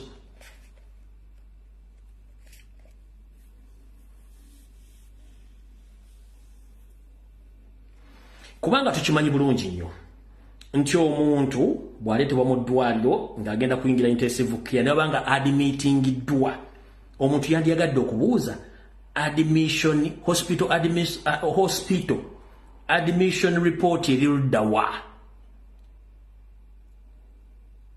teri ddwaliro lyoyingira mu Uganda nga tofunye admission letter nga ne kumalira yagamu gyosooka okugula wali ku kakawunta gyosooka okufuna ebbaluwa ekukkiriza okubeera admitted mu ddwaliro. Admission report nowhere. Doctor's report nowhere. No problem. Tugenze mu maaso. Omulwadde yenna bw'agenda mu intensive care unit alina okwambazibwa engoye z'eddwaliro ekimulaga nti ali mu intensive care unit. Yasosokola record n'abeera mu intensive care unit for almost 4 hours nadde bamugjayo bamusiibula nadde n'agenda ewaka. Oyo naye agenze ku record. Tugenze mu maaso. Tugenda mpola munoonya information gye mwagala ffe tubwa buli kimu ekirina okubaweebwa. Kino kyogga nti emmundu yakubye driver ya Isma All Access ekyo mu kijjeewo nkinyonnyodde mu video ng'etandika mukakusanga decoy okubuzaabuza eggwanga nga mukiipinga onyo okubeera ne weapons ezitta abantu nga mubuzaabuza abantu. Tugenze mu maaso.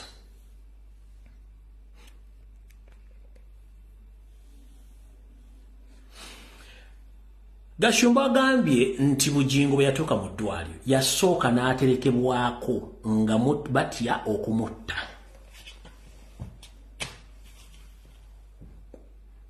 Kamwaka bikasaani, kamwaka bikasasiroganga.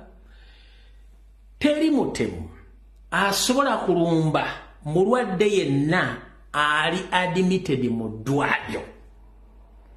Mulago hospital eriko gate emabega ne maaso okuyingirayo waliwo checkpoint ya police n'amagye kwegale. Kati gw'oŋŋamba otya nti omulwadde gumwaleeta oba yeereeta mwasooka ne mukwekako somewhere for security reasons nga mutya nti waliwo omugobera agenda omutta nga ddi. Bino bigambo byo tunaabijjukiranga buli lunaku.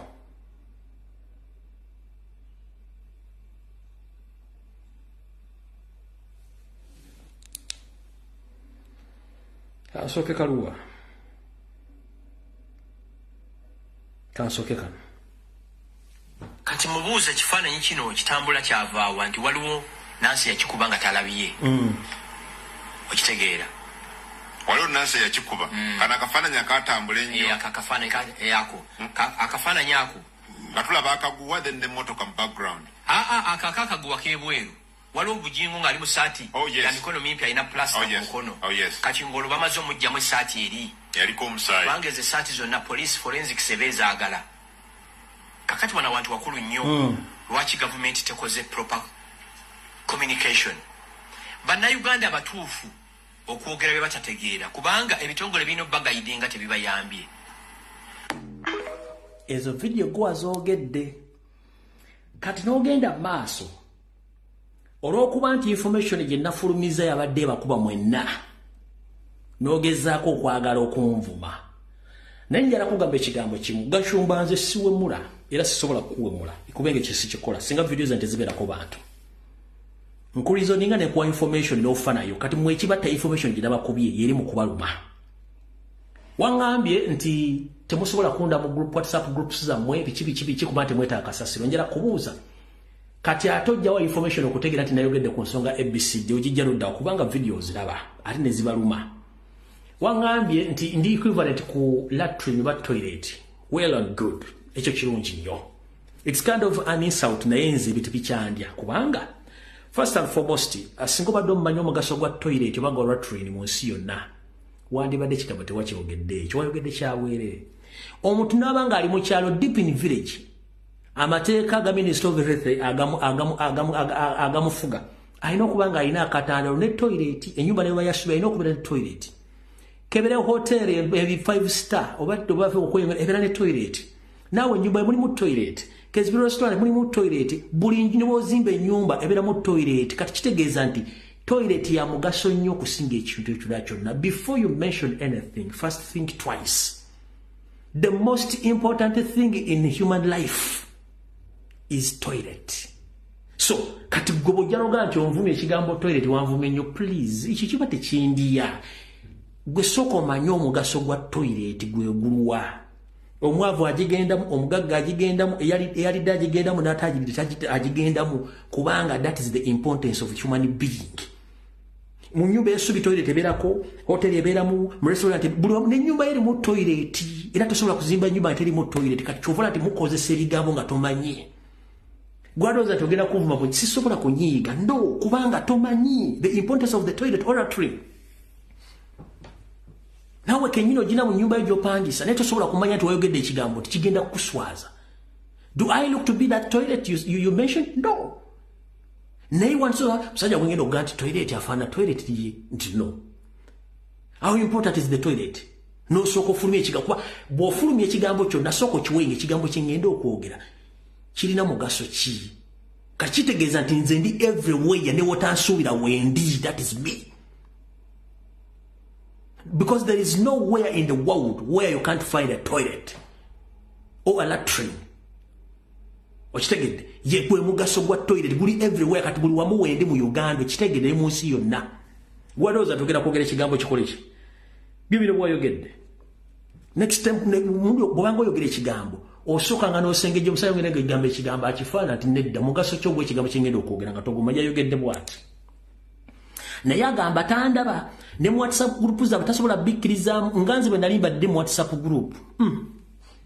Naba mwabasiema ebitongole byonna ebyambega bannayuganda baagala okumanya ani ayina emmundu eno eyatta isima era yabadde Ssebujingo. Eriwa? Ani agiina? Ekibuuzo ekirala omuntu eyatta isima y'omu eyakozesezza emmundu eno bw'abeera y'omu yaani? Muwanvu, mumpi, munene, you get it? Kati bano baganda baffe bano simanya TikTok tebabimanyi. Omanyi bali embizi ne banyowola jini ne banywa enjaga ne bali ebiwowoolo ne bajja ku social media ne befuula expert. Bino bebuuza tebabimanyi. Tebabitegeera. Kati waliwo erisajja eriri ettaka eritalina mutwe. Taki. Lumbuye you can equate him to a Peter train. Okitegeera. Yes, naye agayidinga abantu. Owulira. Nze mu WhatsApp group zonna zendimu tewali muntu ayinza kufuwadingamu vidiyo ye. No way. Eyaffe si kasasiro. Kusige. Buli kimu yakimanyi. Oba mumumanyi buli kimu aneeta omuyambi wa Bujingo. Obabuuza. Yabakulinga awo abantu. Anti mweba social media top detectives. Gwe Lumbuye agamba ayina drone tubuulire yasse Lumbuye. Sole yasaani Richard. He's fake. Lumbuye ayogere. Nokumuyisa mukamwa it's an insult to Ugandans. Oba ina information. Yes. Omuchallenge ayogere. Yes. Ate ne kiri muntu abana mutwe bwe guti abana magezi tibakulimba. There is a reason why Katonda yatonda omutwe nga butono abantu nabo wakabina nga kanene. Teri muntu abana mutwe bwe guti abana magezi. Kati ebigambo ebyo byogera omusajja agamba is a prominent Ugandan era nga is well known but is a state operative. Omwami ono okuva olwaleero ngenda muwa erinnya eppya. Omanyi abaferera mu suuti tubayita bafiri suuti. So kuva n'olwayo buli muntu yenna ayogera erinnya Gashumba mugende nti omufere w'omusuuti oba omufiri suuti. Kaba Gashumba aferera mu suuti kati bamuyita mufiri suuti. Okuva olwayo muteekeko erinnya mubamuga Franka omufiri suuti. Frank Gashumba omufiri suuti. Azin obufere ne suuti. Ogatta obufere ne suuti n'omufula omufiri suuti. Temugende eri mu Israeli bazaala Yesu. Just mwongereko omufere suuti nti aferera mu suuti. Temba kuba talina mulimu gwakola mu Uganda omulimu gwo kuferera mu suuti omufere abeera mu suuti. Kati ye omufere suuti Frank Gashumba. Muka video kano wayogera ebigambo bino wammanga. Kankakuddiremu. Nakoyinza okuba okerabidde omanyi gwe mu kwagala okuvuma teri yakwatira nsawo naye kankakuddiremu katono wano bwakwogera mu firisuuti. Mu firisuuti wayogera ebigambo bino wammanga byenjagala okukuddiramu wano olwaleero. Kaliwo ka video. Karuwa mufirisuuti bino ebigambo bibyo bulijjo bakubuuza ani yattajjakana nga weewuunza ne bino ebigambo bibyo ngera bw'oyogeredde ebigambo kati bino ebigambo bibyo omufirisuuti omuferaferera mu suuti gashumba omufirisuuti bino ebigambo bibyo nze siina muntu yenna gwe mpalana lwandowooza ye never yakana nadulinga agwa ku accident simanyi lwaki tiyafa mpalana nja kuwalana love me I love you boda ya muku kibayita omutuusi boda ya muku yali ku boda yali obaga simanyi lwaki boda tiyamuyingiza mwala you get it ontegera nze siina muntu yenna gwe mpalana lwandowooza ye never kati omufere suuti omufere afere mu suuti omufere suuti Frank Gashumba toyina muntu gwowalana ne toyina muntu gwoyagala nige ebigambo byerabidde nti obyo kati omufere suuti bino ebigambo bibyo nze siina muntu yenna gwe mpalana lwandowooza ye never yakana nadulinga agwa ku accident simanyi lwaki teyafa mpalana nja kuwalana love me I love you boda ya muku kibayita omutuusi boda ya muku yali ku boda yali obaga simanyi lwaki boda tiyamuyingiza mwala you get it ontegera nze siina muntu yenna gwe mpalana lwandowooza ye never so omufere suuti fere tulina buzibu naawe naye kamwa kabi kasasiro ganga bino bigambo gwa byogedde gwe kennyini bundi bamututte mu theatre 30 minutes later ne bamupronounce nti akoze eki afudde bujingo mu ne bamukwekeye ebbali kubanga basasi ne basobola okugoberera esaati yonna ng'ejjudde omusaayi ne basala amagezi ne bamufuna esaati ki ddala kakati nze around 11 sawa nga 5 ogw'ekiro mukwano gwange senior amofisa yankubira essimu aŋŋamba ebya muganda we yulidde nti muganda wange ani Tibugingo akubiddwa amasasi era ali mulamu njagala tuulize ka video kano bulungi nnyo mbasaba njagala tuulize ka video kano bulungi nnyo ebiga byayogedde poliisi n'amagye mu Kwatono ne Bujingo ne basociate ba Bujingo bona mbateeke munda nga nina bugisimufu anti yaŋŋamba yagala bujulizi ne yatta nkugambye omutemu niyonzimaana bamukwate nawe bakwatireko muwulize story yono musajja nga ayogera ebiga bino nti Bujingo basse mukwata bamuterekako ewantu muddwa nga bamutiisa abantu omulumba mu ddwali owulira bundi bamututte mu theatre 30 minutes later ne bamupronounce nti akoze eki afudde Bujingo mu ne bamukwekeye ebbali kubanga basasi ne basobola okugoberera esaati yonna ng'ejjudde omusaayi ne basala amagezi ne bamufuna esaati ki ddala kakati nze around 11 sawa nga 5 ogw'ekiro mukwano gwange senior amofisa yankubira essimu aŋŋamba ebya muganda we yulidde nti muganda wange ani Tibugingo akubiddwa amasasi era ali mulamu kiki aba yakava ku ssimu wali omukwano gwange munnamawulire gwe sijja kudisclosinga wano one of those senior talented young men ankubira nti byempulidde obiwulidde nti ki Bujingo ne driver we babasi nze Katonda yantonda nti bwe kigwawo 5 minutes kinshookinga asazigwawo nga nziramu era newaffe bakimanyi 5 minutes ezo zintawanya kasaziyitawo nga nzirawo tandika okuba amasimu okubira abayambi ba Bujingo nobody was speaking finally muvuka mwita Mutebi munnamawulire wa Soul TV Mutebi obeba muba mujahidini ba Bujingo abeera nnyo ne Bujingo mukubira simu evuga paka gyali taninga ne mugamba bino byempulya bituufu nti nange sinababitegera naye mbiwulira buki after 20 minutes addamu akubira kituufu bamuyita muzeeyi Bujingo bwe bamuyita pastor bamuyita muzeeyi ti muzeeyi bakubiddwa amasasi ne n'omuyambi we yafudde kati jjukira sinaba kwogera Bujingo waliwo enamba ya Bujingo kwensinga omufunira njikuba takwata paka lwe mufuna aŋŋamba yes unfortunately gundi afudde Richard nze lukulayira ne bodyguard we mbadde simumanyi Richard ulira yanyali mbadde simumanyi by the way beyond Bujingo okubeera mukwano gwange ennyo nze mala n'omwezi nga soogedde ki naye kubanga ku levo yange naye twekubira nga there is a need si bino olyotya muganda yange nkube enamayumba etwe kati ogambye Mutebi yagamba tamanyi ku ssaawa 3 n'ekitundu ku ssaawa 5 n'ekitundu Mutebi yagamba kyokka Mutebi yagamba nti Bujingo yava mu mmotoka n'agoba omutemu mwe babakwate babasibe mmwe kyokka incidence yagwawo saawezi 3 kati Kayindo Tafire bwe yabakubye omuggo n'abagamba nze sitwala bujulizi bwammwe mwaseti nze n'embaata ya neti ejjerumbe Kayindo Tafire nti bali mugobe Kayindo Tafire ono yayogedde bw'ati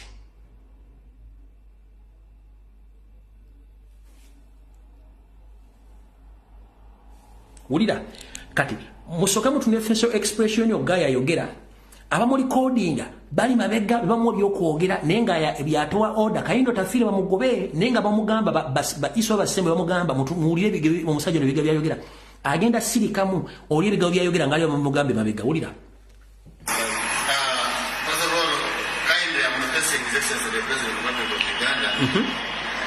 First of all, to sack Mukunja Tafire. To sack. Because as the Minister of Internal Affairs has failed to perform well. Many people have been killed, but there ain't a single report has been given. For example, the other man who died the other day is Horace. He died, he was shot dead, but up to now, the report is not yet out. And Mukunja Tafire is the one in charge of the ministry, the executive ministry. I therefore kind of asked Dr. Tafire to resign from this ministry. He has completely failed. And he should even stop disrespecting General Muskeniragaba. General Muskeniragaba is the special advisor in charge of special operations. And even the executive president can even assign him someone in the ministry of Uganda. Awe tulaga bibade basosomoga bigambo bigenda muggwako afune instructions okuvene ba mu recording yabega wa camera mulindeko ebige bigenda muggwako bibamugambye okwogera kati ate asirikemu bamwe bige byokuddamu okwogera we tulaga wennyini awulira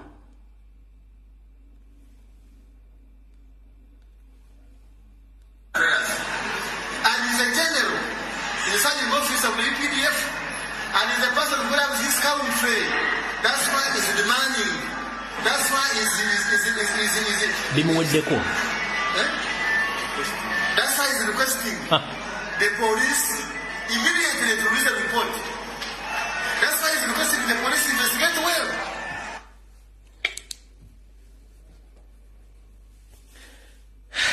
Lwaki muli bangu bakudetectinga nakumanya bintu bimukola byokola bya kiyayi katulo kuba ndi Kayindo Tafire bagenda report ze mu mpafu sobola zitwala ne musete ngazi ne mbata zammwe nga muhozi project ye kirimu muri codings omusiru azo kwogera muwadde bigabo byokwogera ne statement zimuweddeko nasirikamu ne muddamu ne muwe byokwogera nga ne mu video kino mu ekiri kati ana abasiri wazani bakulu kati awo tovuddewo kati katugende tufundikire na buno bubaka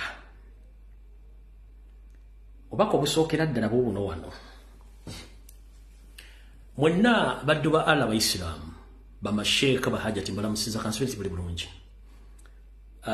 topic ya bujingo tujimaliriza era nzo okuva olwaliro mutadde ne ba comrade musobola mweyongeza mwencha by Friday tugende ku topic y'okukuba ekintu ky'okukyusa obukulembeze okulonda mu parliament nzoyo muggadde bayina kwatibwa Yoseri luli ekyamuyamba yali covid kati ayagala kutandika okuleetawo pressure y'abayeekera ensi agifule unstable atuvugire mu ekyo paka lwana ayagala kati bwe yazze ejjo okwogerako eri eggwanga yalese omwana omuwala ekisookera ddala Abaisiramu lwaki temwegaana Museveni mugamba wakitava ku ddiini yammwe n'oleeta omwana omuwala ng'omwambazizza engoye z'abakyala Abaisiramu ez'ekitiibwa nawa statement enfu ng'eggwanga omanyi mu bintu by'okuwa statement bino nga bakukokinze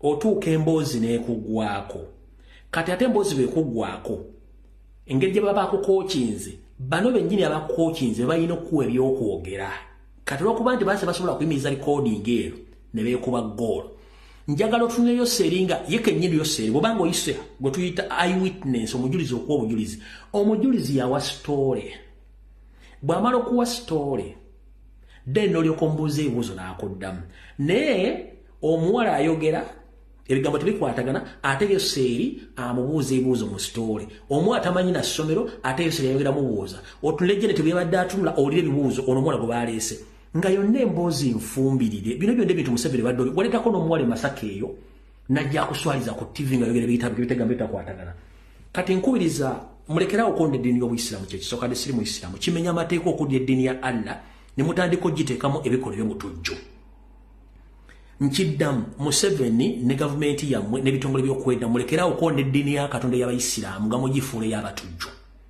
and this must stop. This nonsense must stop. Muslims are non-terrorists in Uganda. Abasiraamu si batujju. Museveni akikozesa olw'okuba na ziri ensennene zagezaako kikosa kate Museveni advantage gyakikozesa okufuula ADF Allied Democratic Forces n'agirinda ku basiraamu kubanga akimanyi Abamerika Abangereza ne European Union nabo bakimanyi nti ziri ensi zirinamu abasajja abatujju kati naye n'akikosa oteekawo Allied Democratic Forces n'agirinda ku basiraamu kimenya amateeka okuddira eddiini ya Allah n'ogifuula nti y'abatujju. Mu Uganda tulina batujju. Kino mukikozesa kuvadda Museveni ng'ogenda okutandika okuyeekera wakozesa basiraamu okufuna ensimbi wagenda ew'omugenzi General Minyara mu Gaddafi n'omusaba ssente n'ebyokulwanyisa n'abikuwa ne mwetuma n'amanya g'ekisiiramu singa baali batujju mwandibadde mwetuma amanya g'ekisiiramu musajja gwe. Museveni kwoli kuno nkubuuza Kahindo Tafire kwoli kuno nkubuuza Salimu Sale nkubuuza okubuuza Muhoozi mbabuuza singa Obuyisiraamu baali batujju Kitawo yandibadde yeetuuma Kasimu. Kitawo Salimu Sale yandibadde yeetuuma Salimu. Bwebanga eddiini y'Abayisiraamu batujju mwandibadde mwetuuma amanya g'ekitujju. Museveni ani yakuwa ssente by'okulwanyisa zaali nsi z'Abawarabu ze zaakuwa ssente. Naye n'oddira eddiini y'abanno nga ne Katonda akulaba n'otandika ogifuula nti y'abatujju siri Muyisiraamu. N'ekintu ekifaananyi kibi nnyo okuddira abasajja ba Katonda n'otandika obbateekako ebintu by'ekisimu nti batujju. Nodiro mwana omulamba ali mu hijabu asibulungi akakaaya mumutadde microphone ali mu kulogojja n'ebigambo ebintu by'ekisiru byayogera mu kamera basajja mmwe muli babi nnyo.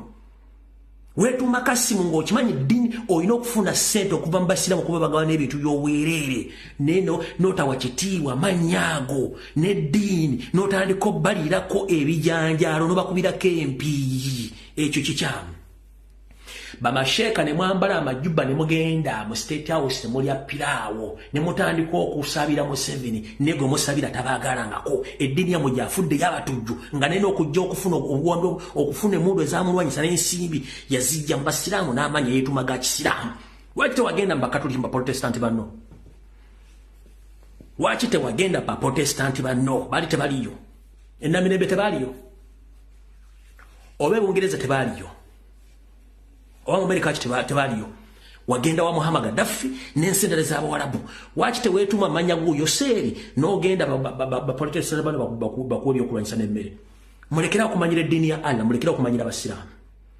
Namba bamasheeka mbabuulira okujjako nga damu muzannyo gwe gumu nze omusajja tasobola kudda kuzanyira ku ddiini ya Buyisiraamu n'entandika okugenda mu functionism bino de sisobola. Okujja nga namwe eddiini Allah muyitako bitundu nga temumutendereza nga mulina okumutendeza zisobola kuyingira ku function za Museveni ng'eddiini gy'ensinze ya Allah gy'afudde abatujju baterrorist nowhere sisobola gendayo.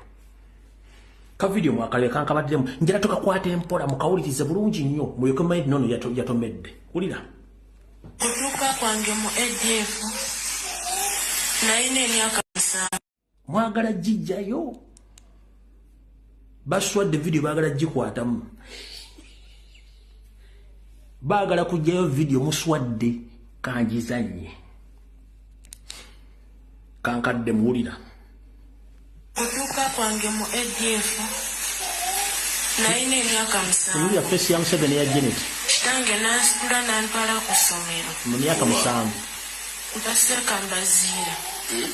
Ku ssomero lya Seekambaziira. Nerudda wa? Ekitundu kyennyini nakyerabira.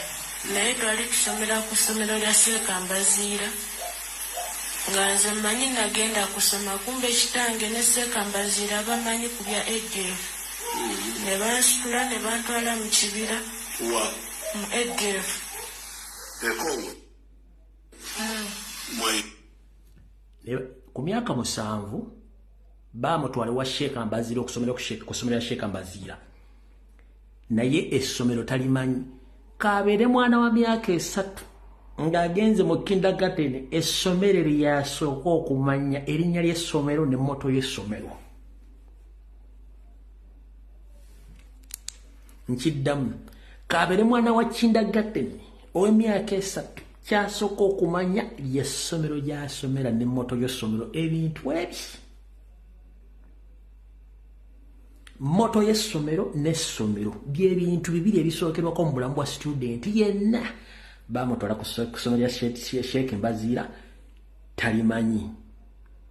Bamutwala mu ADF gye bamutwalamu ne bamubuuza eriruddawa nga tamanyiyo ADF gyeri agiyita Sheikh Mbazira. Museveni ani abalira ebintu bino okugeza okusiga eddiini y'Obuyisiraamu n'eddiini y'abannamu gimanyiira. Omwana wa kindergarten ow'emyaka kwegi ono wa 7 n'agamba tamanyi ssomero gye bamutwala nga omwana yenna wa nassala asooka kumanya ssomero linnya lya ssomero na mmoto ya ssomero. Ebisigadde ne bikulembera naye ono tamanyi ssomero lye bamutwala gwe kennyini gw'omuddiramu n'ebibuuzo. Katugende mu maaso. Twali abawala 4 n'abalenzi 5 ne batupakira mu mmotoka ya drone saawa 12. Baali abawala 4 n'abavubuka 5 be bantu mwe bapakira mu mmotoka ya drone. Mu ku myaka 7 drone tuzitegedde wano mu 2019. Drone zine ziwamba abantu tuzitegedde wano 2019. Kati ono bamutwala ine emyaka 7. Mu myaka 7 ku myaka 7 ogambye ine emyaka 21. Mbaddamu awo kinjagala kirimu ekiti njagala emyaka 21 ojjeko emyaka 7 wasigala emeka.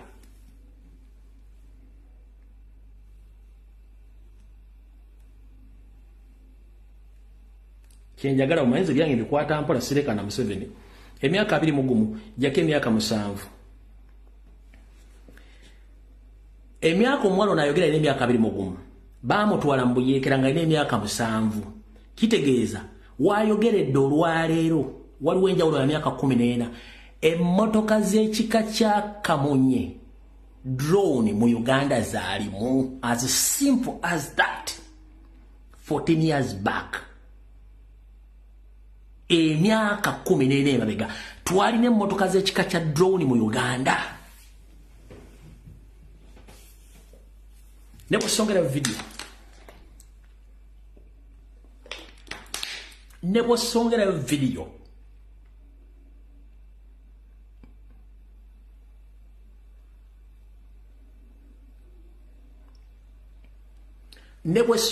n'engikomyawo emyaka 14 emabega mu Uganda mwalimu emmotoka za drone 14 years back. We had such vehicles in Uganda.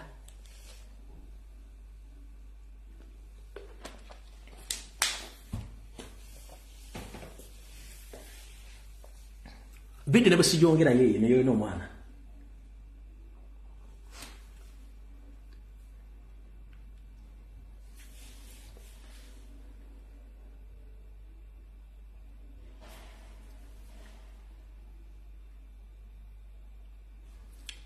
Omanyi bana basajja balo omanyi okusoma sige magezi.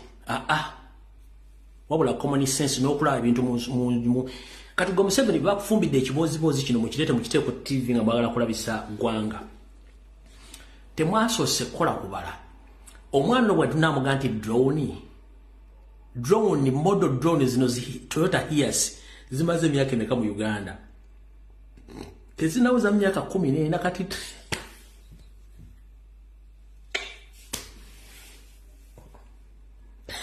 gwanga lidabi. Video nebo sijongerayo. Video nebo sijongerayo. Video nebo sijongerayo no mwana. kiba kimala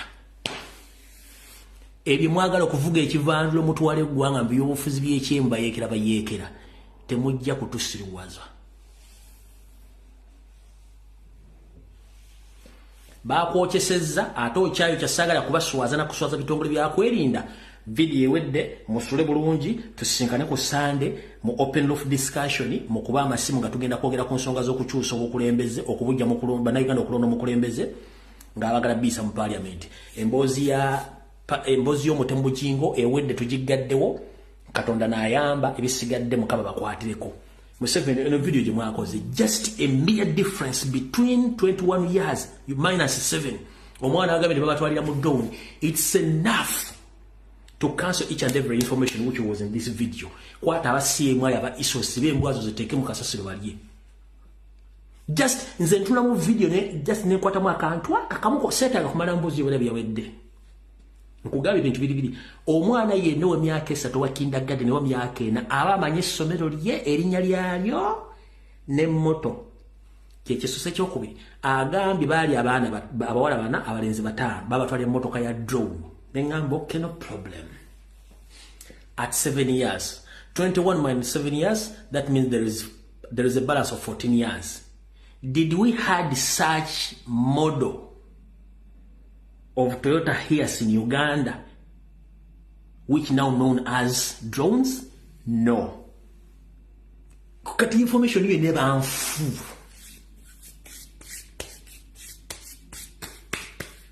sasa na kuongea video moira security moina intelligence oli ambuza mu deto obujulizo bulaga nkubulide kale kimu kibakubidde ku meza mu mumanyi Bugingo tomotadde nono mwola gomwale sokola speech yegwanga mbuza abuze gwanga Museveni kwata embuzi zo zitwale ziri omuddo nawe kenyiri mutuvire mbuyinza tamujja namu kimutwongeramu kiwedde just video najirabeke dakika ntono nnyo sijimaze nayo ebintu ebi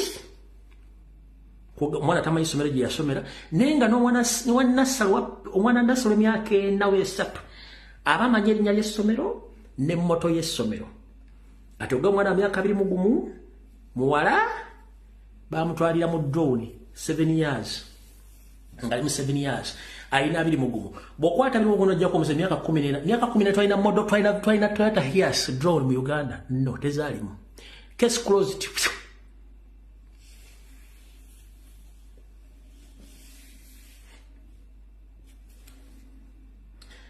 tuza mukitegedde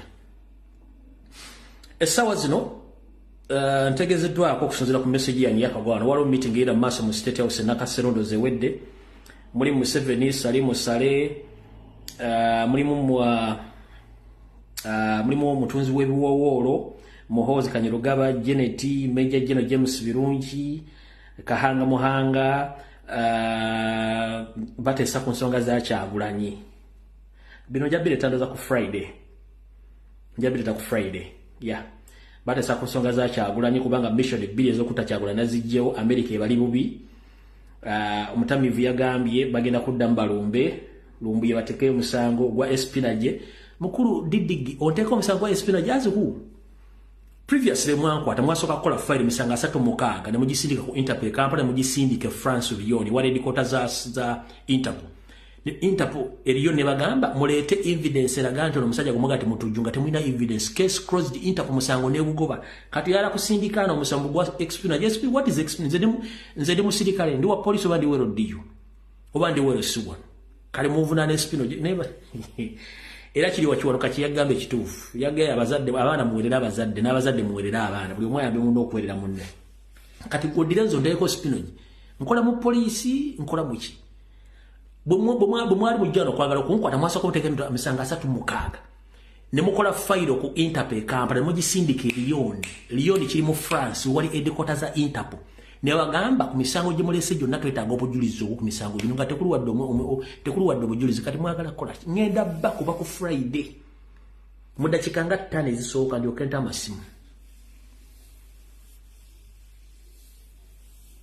ku Espinaje omunyo omwenge bobonywa siminofu ekigambo Espinaje kiwandikiddwa ku mwenge bogonywa so mwagala kutta abantu nze nsirike nga nfunye information mejifunu mwagala kutta Kyagulanyi nsirike mutta abantu nze nsirike ne mekwogera munvuna ne Espinaje oba wadde otegeeza carcinogen wadde otegeeza carcinogen wadde otegeeza ki mayi waliwo ekirungo bakibira mu carcinogen kirungo kiba kibira mu kiri kibira mu carcinogen bakibira mu ki wadde otegeeza carcinogen mu kifo kya spinogen kiki kyekadde otegeeza carcinogen not spinogen ne Buganda experience siri wa police siri wa local defense siri mu government siri mu kikatogena kunfuna na musango kiche enjogere sikyaliwo kila kaluzo bonyo omwenge ekigambo expinogen ekikujira nenga ate adendo zotegeeza carcinogen siri spinogen ngenda kuno ekigambo carcinogen mu kiri kila kakirimbya kunywao era ki soko aline simu akubanza aline simu soko mbuli ekigambo carcinogen kiri mu chemical kyeyo carcinogen mu kimbulirawo kiri mu bia kiri mu Coca-Cola soko nga sina fundi kiranganya yoyida chike ekigambo carcinogen kiri mu ki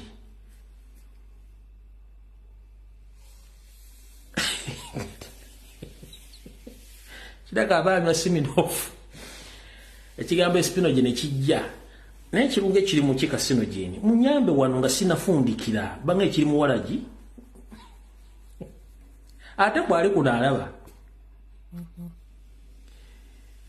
munyambi nga sinafundikira ekigambo carcinogen kirirudda mu kinyambi wano mu kimpandikire wa kiri mu kyakunywa kiri mu chemical ki carcinogen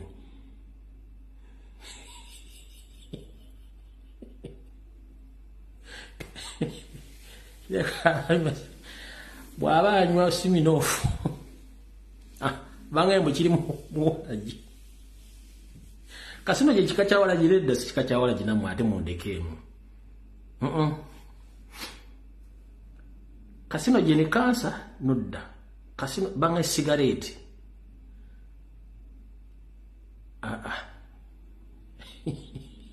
cancer virus nja kiwandiikedde nja kudangira kinoonyerezaako wano